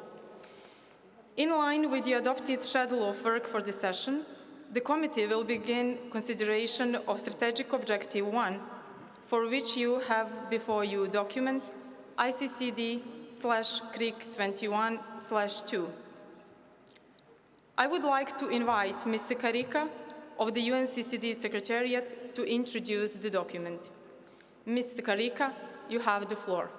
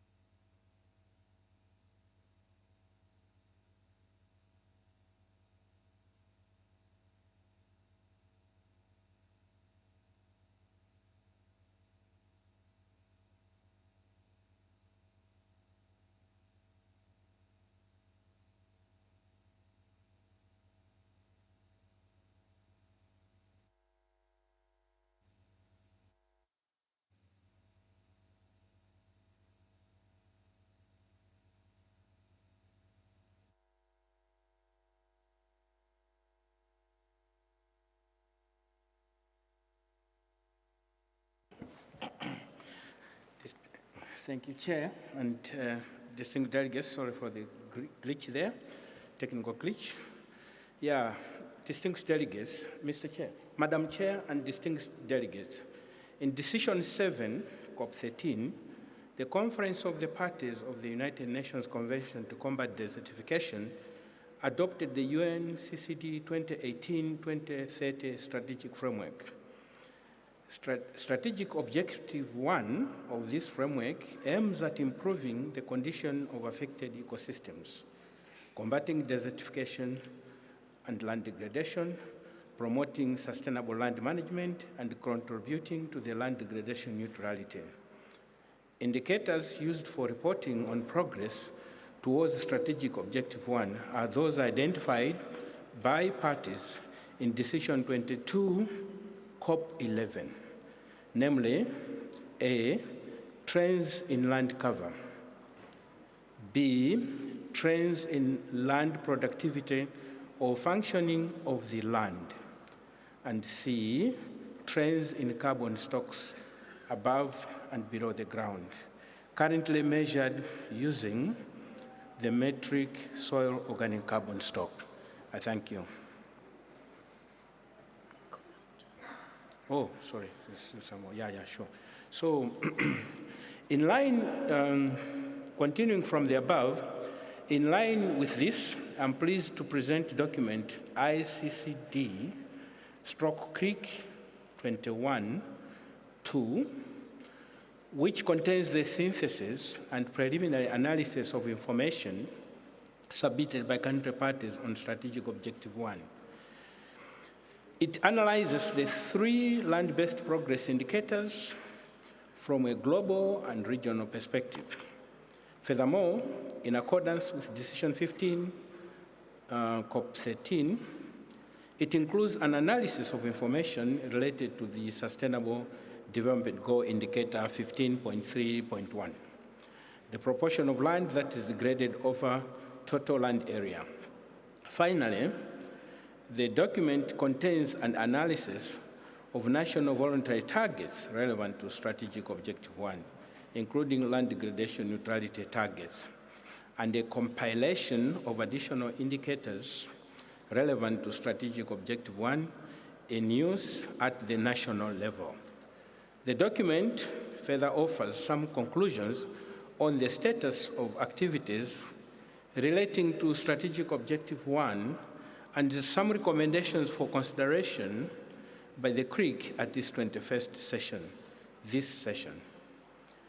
Madam Chair, with your permission, the Secretariat has prepared a presentation to provide the committee with further information on key findings contained in the documentation. I thank you, Madam Chair. Thank you, Mr. Karika. I would like now to invite Mrs. Minelli of the UNCCD Secretariat to make a presentation on this sub-item. Mrs. Minelli, you have the floor. Thank you very much, Madam Chair. Ladies and gentlemen, I will now present the summary of the results of reporting for Strategic Objective 1. Before I start presenting these key findings, I think it's important to clarify that the information presented should not be considered as a comprehensive global or regional assessment of status and trends in the indicators. Rather, it presents a partial estimate of progress made, as not all parties that have submitted a report, not all parties have submitted a report, and not all parties have reported on all the indicators. Can we have the presentation on the screen, please? For instance, if we move to the next slide. Of the 126 national reports submitted to the UNCCD, 118 reports contain quantitative information on at least one of the indicators under Strategic Objective 1. The reporting rates varies slightly from indicator to indicator, and the total land area reported represents around half of the global land area. Next slide. Furthermore, the extent of land area reported varies across region, with, for instance, only 4% of the land area reported in Central and Eastern Europe. I will now present just a couple of key findings for each indicator under Strategic Objective 1. Next slide. The first one is trends in land cover. Based on the report we received, we have concluded that globally, between 2000 and 2019, artificial surfaces more than doubled at the expenses of cropland and grassland. Furthermore, tree cover areas and grassland have suffered a net decline, while cropland has steadily increased in area. Next slide, please. For land productivity, about 33 and 39% of the reported vegetated land area show declining or stressed land productivity trends in the baseline and reporting period, respectively. Vegetated land area here includes tree cover areas, grassland, cropland, and wetlands. Among these different land cover types, grasslands have experienced the largest negative trends in land productivity. While under changing land cover dynamics, transitions from tree cover area to grassland showed the largest decline in land productivity. Next. Interestingly, for a soil organic carbon stock, we have observed that globally grassland and cropland combined contain the most significant soil organic carbon stock in terms of total storage, almost double than tree cover areas. Wetland, however, is the class that has the highest average soil organic carbon stock of all classes. As a result, under changing land cover dynamic, transition from tree cover areas and wetland to any other class resulted on average in losses of soil organic carbon. These findings underline the importance of conservation and restoration efforts in wetland and grasslands, as well as of sustainable land management efforts in croplands. Next slide, please. Based on these three indicators, country parties were also able to report their estimates of the proportion of degraded land, which is also SDG indicator 15.3.1. Based on the submitted estimate from 115 countries, we estimated that between 2015 and 2019, therefore the reporting period, the proportion of degraded land increased from 14.7% to 18.9% globally. In other words, the world lost more than 2.6 million square kilometers of healthy and productive land, and this is roughly the size of Kazakhstan. We can extrapolate that if land degradation continues at a similar rate, this would result in almost 1 billion hectares of degraded land by 2030, equaling the global total of country restoration commitment estimated at 1 billion hectares. However, again, I think we must emphasize that these land degradation estimates are conservative, as they refer to approximately 56% of the total global land area. Next slide. Regionally, Latin America and the Caribbean and Asia show a higher proportion of degraded land in 2019 than that observed globally. However, trends since 2015 show that Africa is degrading considerably faster than the global average. Next slide. Country parties also reported information on the hotspot of land degradation and the bright spots of land improvement.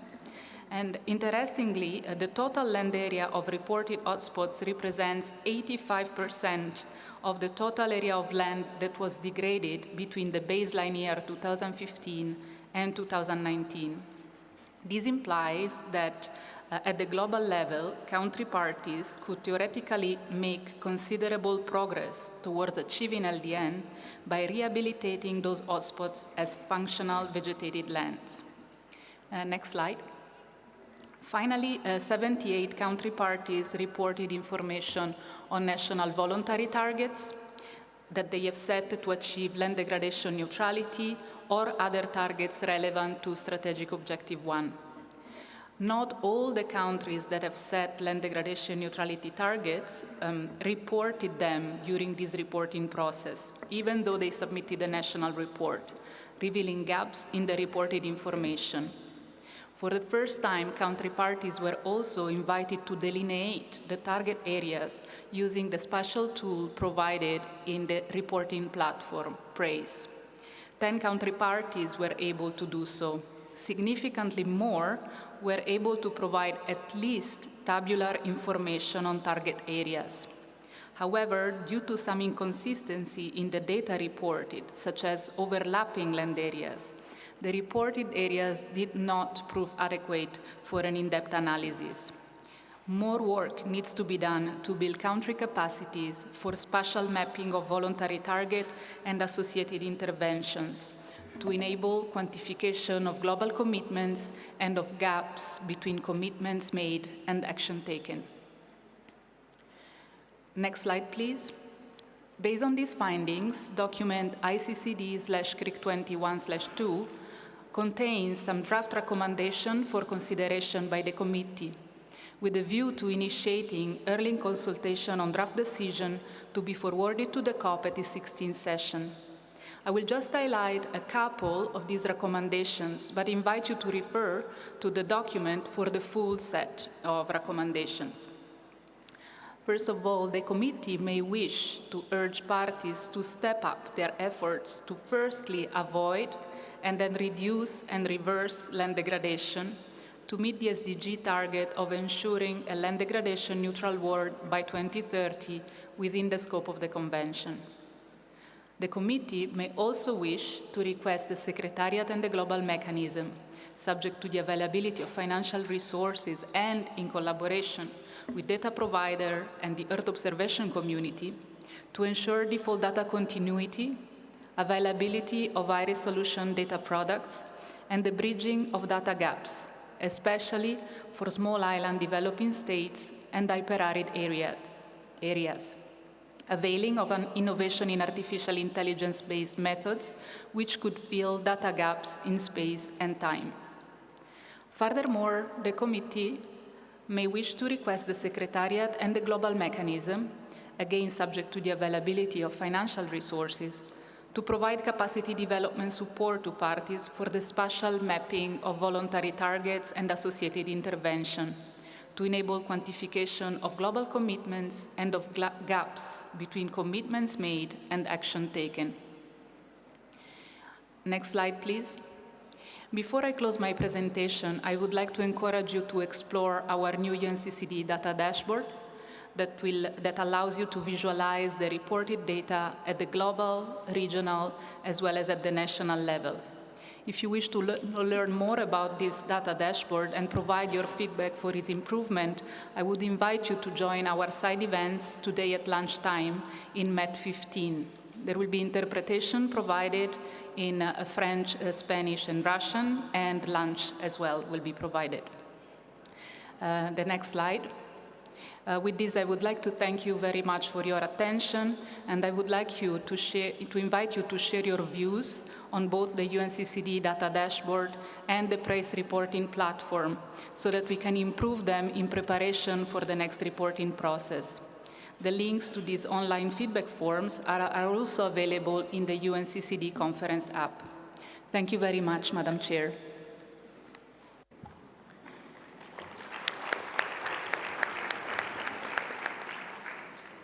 Thank you, Mrs. Minelli. I would now like to open the floor for a general discussion on the document and presentation made under this agenda sub-item. Speakers are requested to keep statements brief and concise so that I can give the floor to as many speakers as possible. I will take all comments and then give the floor to the Secretariat to respond. Delegates wishing to take the floor are invited to raise their flag.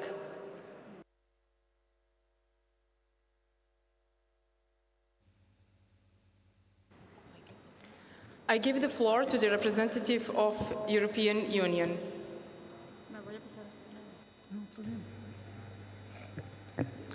Thank you very much, Madam Chair.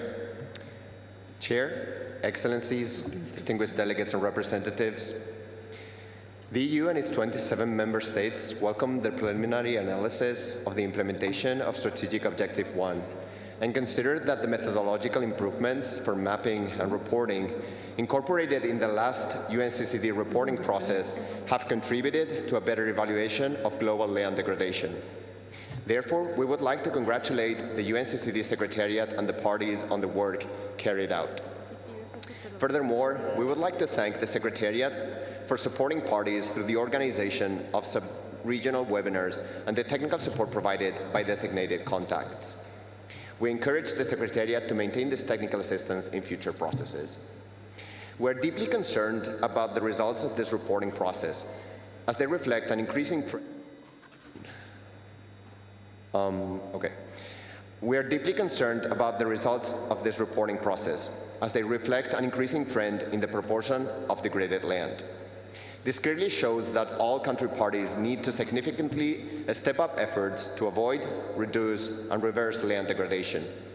We also emphasize the urgent need to continue improving the way we monitor and report changes in land degradation, as the policies and actions aimed at achieving land degradation neutrality should build on the data generated by this reporting process. To this end, we strongly support the revision of the state-of-the-art in methodologies for estimating the 3 land-based progress indicators, as we believe it is essential to base the reported data on the best information and methodologies available. Furthermore, we consider that the use of additional voluntary indicators can enhance our understanding of land degradation. In this regard, we invite the UNCCD Secretariat to provide guidance to parties on which additional indicators could be used before the next reporting cycle, taking into account default data availability and ongoing initiatives at global, regional, and national level, including the indicators that are currently being developed in the context of the coming Montreal Global Biodiversity Framework. Moreover, we consider that it is necessary to advance in the development of indicators to assess trends in the recovery of degraded areas in order to properly assess progress towards the goal of achieving LDN by 2030. We welcome the efforts made by the Secretariat to provide parties with a consistent default data set for this reporting cycle. We believe that the large number of parties that rely on this default information for the reporting demonstrates the importance of continuing to provide high-quality default data sets for future reporting cycles and to improve them when necessary. However, we would like to highlight that national data sets generally reflect more accurately national and subnational circumstances, so parties should strive to use them when possible. We strongly support the enhancement of the functionality of PRAISE and associated data analytics tools to facilitate more detailed assessments. For example, the use of subnational land cover transition matrices that include a detailed level of land cover types. We believe that although this could add more complexity to the reporting process, it could also improve the reported data quality and the use of the results at national level. Therefore, we strongly encourage accompanying any such developments with capacity building. Furthermore, we believe that we should take into account that a great number of actions and projects meet the goals of several multilateral environmental agreements. It is noteworthy that half of the LDN targets reported by parties simultaneously contribute to the objectives of all 3 Rio Conventions. Hence, we strongly encourage making better use of the synergies between different policy objectives by enhancing the uptake of actions that are beneficial for multiple policy objectives at the same time. Consequently, these actions should be included in the reports to several processes, and we must avoid the notion of double counting in this context.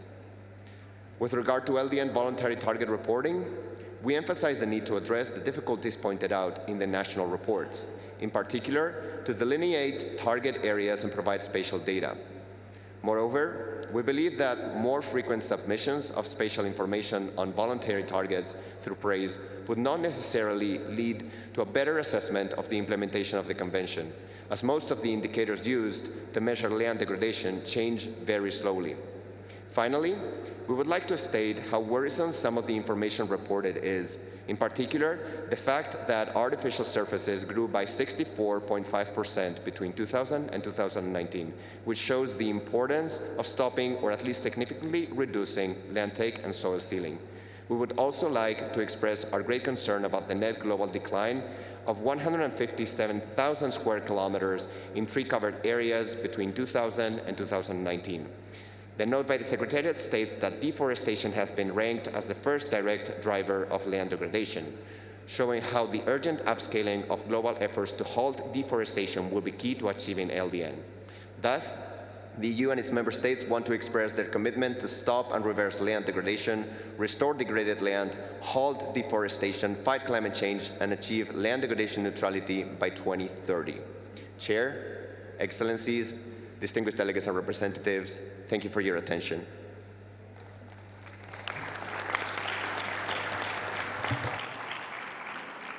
Thank you for your statement. I give the floor to the representative of Cook Islands to speak on behalf of Asia Pacific Group. You have the floor. Thank you, Madam Chair. The Cook Islands is presenting this statement on behalf of the Asia Pacific Group. As it is the first time we are taking the floor, we would like to express our sincere thanks and appreciation to the government and people of Uzbekistan for their warm hospitality. Madam Chair, the Asia Pacific Group would like to acknowledge the Secretariat for its hard work, not only in the development of all documents under the agenda item Assessment of Implementation, but also in conducting the entire reporting process. As a region, we note that reporting on this indicator does not include all parties and thus does not represent the whole picture. But the picture we have so far does not look good. In fact, the results presented are alarming and show that despite efforts thus far, extensive land degradation continues across Asia, Pacific, and the world. More attention is needed to understand the major drivers of land degradation at the national, regional, and global levels, and step up our efforts to implement effective actions to achieve land degradation neutrality. Given that reporting templates are limited in what they collect in this regard, parties must consider what changes are needed to reporting on SO1 to improve this, but also across all areas to mitigate land degradation. Madam Chair, the Asia Pacific Group wishes to reiterate the challenges of reporting on SO1 for small islands and arid and hyper-arid areas. It is the same problem faced in the previous reporting cycle, Praise 3, with the default data sets, and while we note the progress with this regard to high-resolution imagery for small islands is progressing in relation to Earth observation data, it is unfortunate that this could not be resolved in time for Praise 4. We look forward to proactively finding solutions to ensure this issue is resolved by the next reporting cycle. As you may know, arid and hyper-arid zones present a special case for reporting challenges, including deficiencies in the current methodology and mapping to address SO1, particularly for land cover and land productivity. A new methodological approach has been discussed with the Secretariat as a way forward, and the Asia Pacific Group would like to see particular focus on this area of work so that potential solutions can be tried and tested in time for the next reporting cycle. Distinguished delegates, the Asia Pacific Group remains concerned about the low reporting rate from some country parties, and especially for Strategic Objective 1, and suggests the Secretariat and parties work together through expert exchange and other measures to identify the constraints leading to low reporting rates. We suggest the current focus should remain on how to improve the reporting rates, since the majority of parties may not be ready to assess the feasibility of more frequent submissions, for example every 2 years, of spatial information on voluntary targets through praise. Finally, we would like to encourage all parties to make efforts to report, supported by adequate resources, capacity building, and international consultants, to improve the next reporting cycle. Thank you for your kind attention.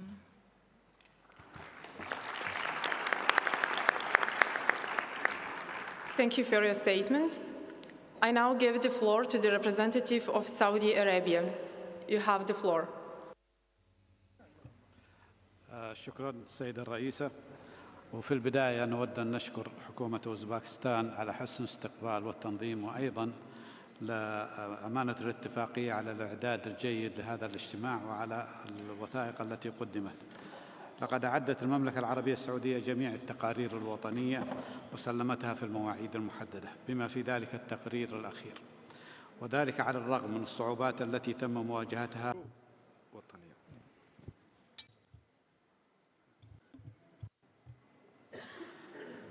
وسبق التطرق لتلك الصعوبات في اجتماعات اللجان السابقة وأيضا في مداخلات المجموعة الإقليمية، ونحن نتفق مع ما تضمنته مداخلة المجموعة الآسيوية التي قدمتها كوك آيلاند قبل قليل. نعم، هنالك تحسن في المنهجية والنظام المستخدم لإعداد التقارير، ولكن لا زالت البيانات العالمية التي وفرت لا تعطي النتائج المرجوة للمناطق الجافة وشديدة الجفاف، وخاصة للهدف الاستراتيجي الأول. وعلى الرغم من ذلك فقد أبلغت 118 بلداً طرفاً في الاتفاقية عن بيانات بشأن الهدف الاستراتيجي الأول، وهو ما يمثل حوالي 60% فقط من مجموع الدول الأطراف. ولم تقدم العديد من الأطراف تقاريرها، أما بسبب نقص في الكفاءات المدربة على إعداد التقارير أو نقص في التمويل أو لأسباب أخرى. وهذا يحتم بذل مزيد من الجهود لتحديد التحديات والتغلب عليها لزيادة تلك النسبة، سواء من الدول التي لم تقدم إلى الآن تقاريرها. خلال الفترة المشمولة بالتقرير تضمن التقرير أن حوالي 52 مليون كيلو متر مربع، وهو ما يمثل 40% من مساحة أراضي الغطاء النباتي المبلغ عنها، تعاني من انخفاض أو ضغوطاً على إنتاجية الأراضي. أما فيما يتعلق بتدهور الأراضي على مستوى العالم، زادت نسبة الأراضي المتدهورة في البلدان الأطراف المبلغة بحدود 15% في فترة خط الأساس إلى حوالي 19% في الفترة المشمولة بهذا التقرير، مما يعني خسارة ما يقارب مليار هكتار من الأراضي المتدهورة بحلول 2030. هذا حسب تحليل التقرير، وإن كنت أعتقد أن النسبة تعلو ذلك، لأن كما بينت سابقاً بالنسبة للأراضي الجافة وشديدة الجفاف البيانات الموجودة غير دقيقة، وبالتالي فإن الأراضي المتدهورة أكثر من ذلك بكثير. ولذلك إذا استمر تدهور الأراضي بمعدل مماثل، وهذا يوضح أهمية أنه يجب بذل المزيد من الجهود لوقف تدهور الأراضي وتحقيق تحييد تدهورها بحلول عام 2030. وفي هذا السياق فإن المملكة العربية السعودية عازمة على تحقيق الأهداف الطوعية وتحييد تدهور الأراضي ب2030، فقد أطلقت مبادرة السعودية الخضراء على المستوى الوطني. The initiative within the group of 20 that was hosted by the Kingdom of Saudi Arabia to put an end to land degradation and the preservation of land.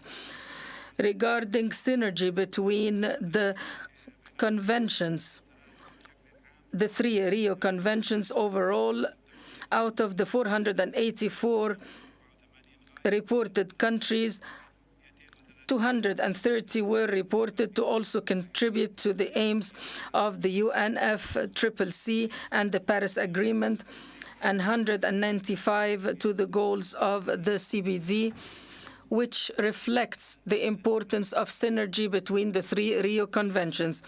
In convention, I would like to thank you, Madam Chair, and to thank the Secretariat for the valuable documents provided.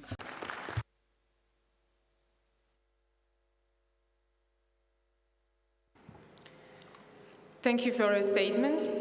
Now I give the floor to the representative of Pakistan. You have the floor.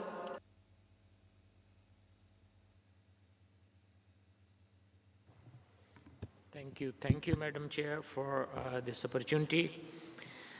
First of all,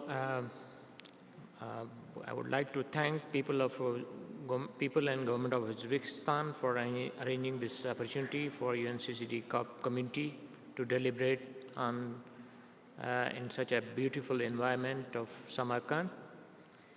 Getting this opportunity to express at this forum, I must say, efforts made so far are acknowledged, and yet there is much more to do. For Pakistan, UNCCD forum is very significant given the aridity, drought, and desertification challenges that we face, and which have, manifold impacts on ecological, social, and cultural impacts. Pakistan is ranked as one of the most vulnerable countries, though our contribution to global climate change is very less. We have been experiencing severe extreme events in the form of extreme temperatures in some of our cities. Last year, Pakistan has been, experienced one of these severe floods, which destroyed, flooded almost 1/3 of the country, displaced nearly 33 million people in Pakistan, incurring, economic losses of 8% of GDP, apart from, displacing so many people. But at the same time, we have been doing several initiatives at the national level, which support to different conventions, including CBD, as well as UNCCD. Pakistan has, through domestic resources, initiated several programs. Like Green Pakistan program is one of the flagship initiative that has been launched by the government. It targets restoration of and planting of around 10 billion plants by 2030. And all this, intervention is done through domestic financing. We have very successful mangrove restoration program that is along course, and it has resulted in significant increase, around 300% increase in mangrove cover since 1990. And we aim to further enhance mangrove restoration effort by restoring 350,000 hectares by over next 60 years, with potential to reduce 127 million tons of carbon emissions. Recharge Pakistan is yet another program that we have recently, we have got support from GCF, and basically it again addresses different issues of ecosystem adaptation and degradation in 3 landscapes. Pakistan is also, in collaboration with the FAO, Pakistan has developed forest landscape restoration plan that basically is again related to landscape restoration, and it targets restoration of around 2.1 million hectares of degraded forest lands and 1.9 million hectares of degraded watershed and community forest areas by 2045. We have some pipeline initiatives that are again targeting different multi-sectoral interventions in the name of Living Indus initiative that we have formulated, again addressing different areas and different land degradation as well as climate change related issues. Pakistan is also part of various regional initiatives. We are collaborating with some regional initiatives that are for landscape restoration.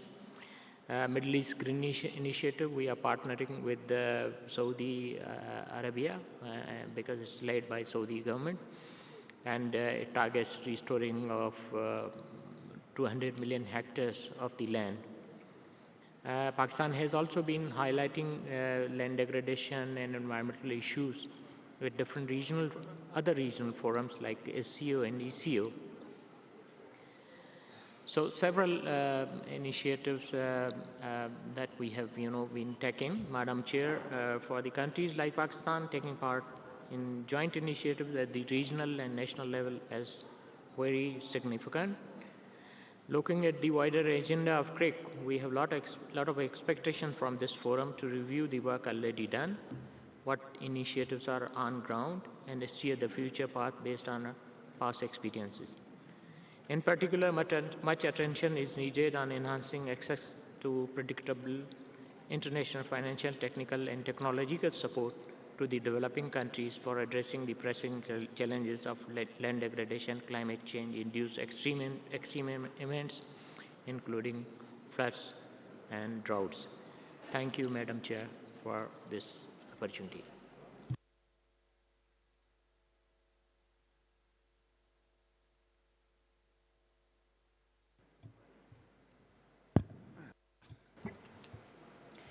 Thank you for your statement. I will now give the floor to the UNCCD Secretariat to address questions raised so far. UNCCD Secretariat, you have the floor. If it's red. Thank you very much, Madam Chair. If you allow, I will address a couple of statements which were made by parties, and then my colleague Brian O'Connor will complement on some of the technical aspects. So first of all, I wanted to react to some of the comments from the European Union, and especially the suggestion of doing some further work on additional indicator that could be used to assess land degradation, and in particular to the reference of further work on indicator for restoration, taking into consideration default data and existing initiatives. In that sense, I would like to mention that we are working very closely with our sister convention on biodiversity, and under the framework of the UN Decade for Ecosystem Restoration, to identify jointly approaches to measure progress towards the CBD Target 2 on restoration. So we're trying to see how we can synergize our work in this area and make sure that reporting requirements potentially align, that our platform are interoperable. As you may know, under the UN Decade on Ecosystem Restoration, they are developing, FAO has developed a platform called FIRM that they intend to use to gather all restoration targets set under different global initiatives, and therefore we would like to ensure that information gathered through PRICE can eventually be fed into that platform. The other item that I wanted to discuss is the more frequent reporting on target. And I would like to clarify what is the intention there. First of all, the intention is not to have now reporting every 2 years.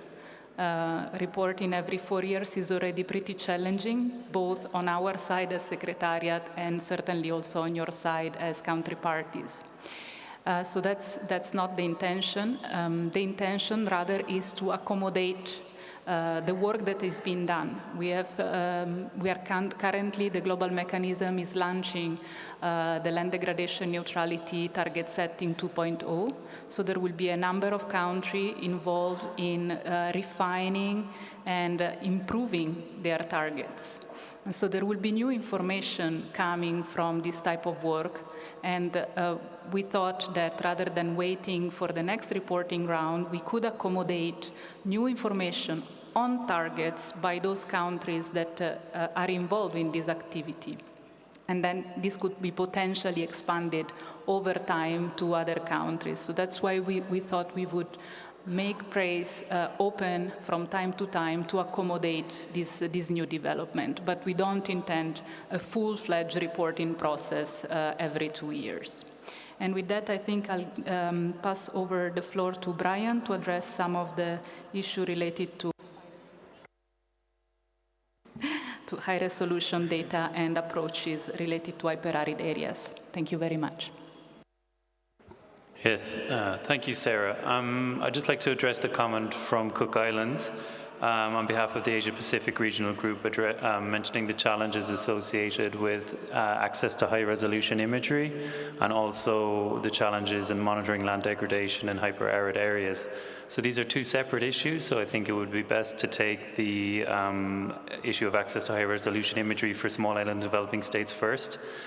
So there are a couple of things there. The first thing I would say is that it's already a challenge for the Earth observation community to deal with this, because we have a big transition around the year 2015 with the launch of Sentinel-2 satellites as part of the Copernicus program, which transitioned from what was previously free and open, MODIS, MERIS imagery, 300-meter resolution, to 30 meters.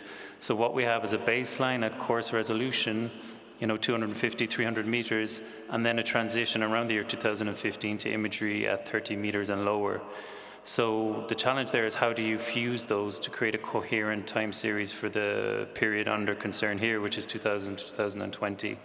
Now, the Earth observation community are working on that, but the urgency of our reporting process can't wait for that. The good news is that there have been other laboratories around the world who have produced some really promising land cover products in the last year or so. So a dynamic land cover product by Google, for example. The University of Maryland has also produced, I think, a 10-meter land cover product. And our colleagues in China are also working on a very extensive annual land cover product at 10 meters, which actually goes back to 1985, if I'm not wrong, up to the present day.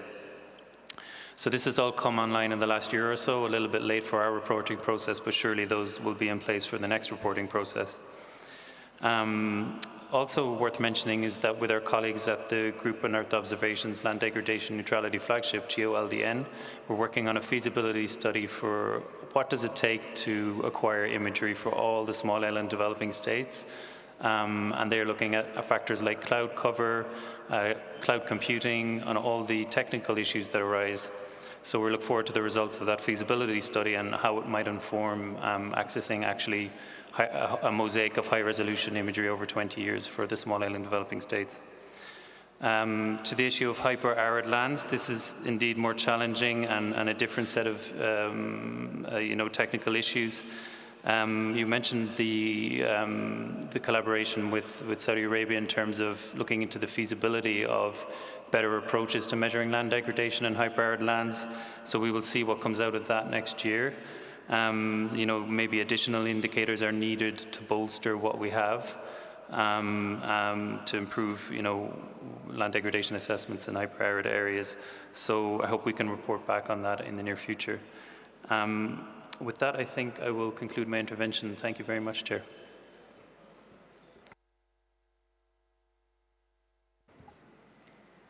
I thank the UNCCD Secretariat for the clarifications made. Distinguished delegates, we have run out of time. I still have on my list the following parties wishing to take the floor: Mexico, Peru, Venezuela, Argentina, United States, Morocco, United Arab Emirates, UNEP, and NGO CARI. We will continue consideration of these agenda sub-items this afternoon as of 3 p.m. The meeting is adjourned. Distinguished delegates, allow me to make a short announcement.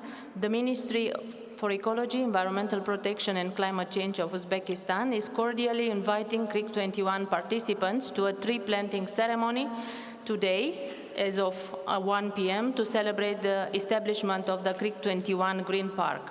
Buses will be provided to take the interested participants from the conference center to the park and back. Meeting point is the Grand Hall.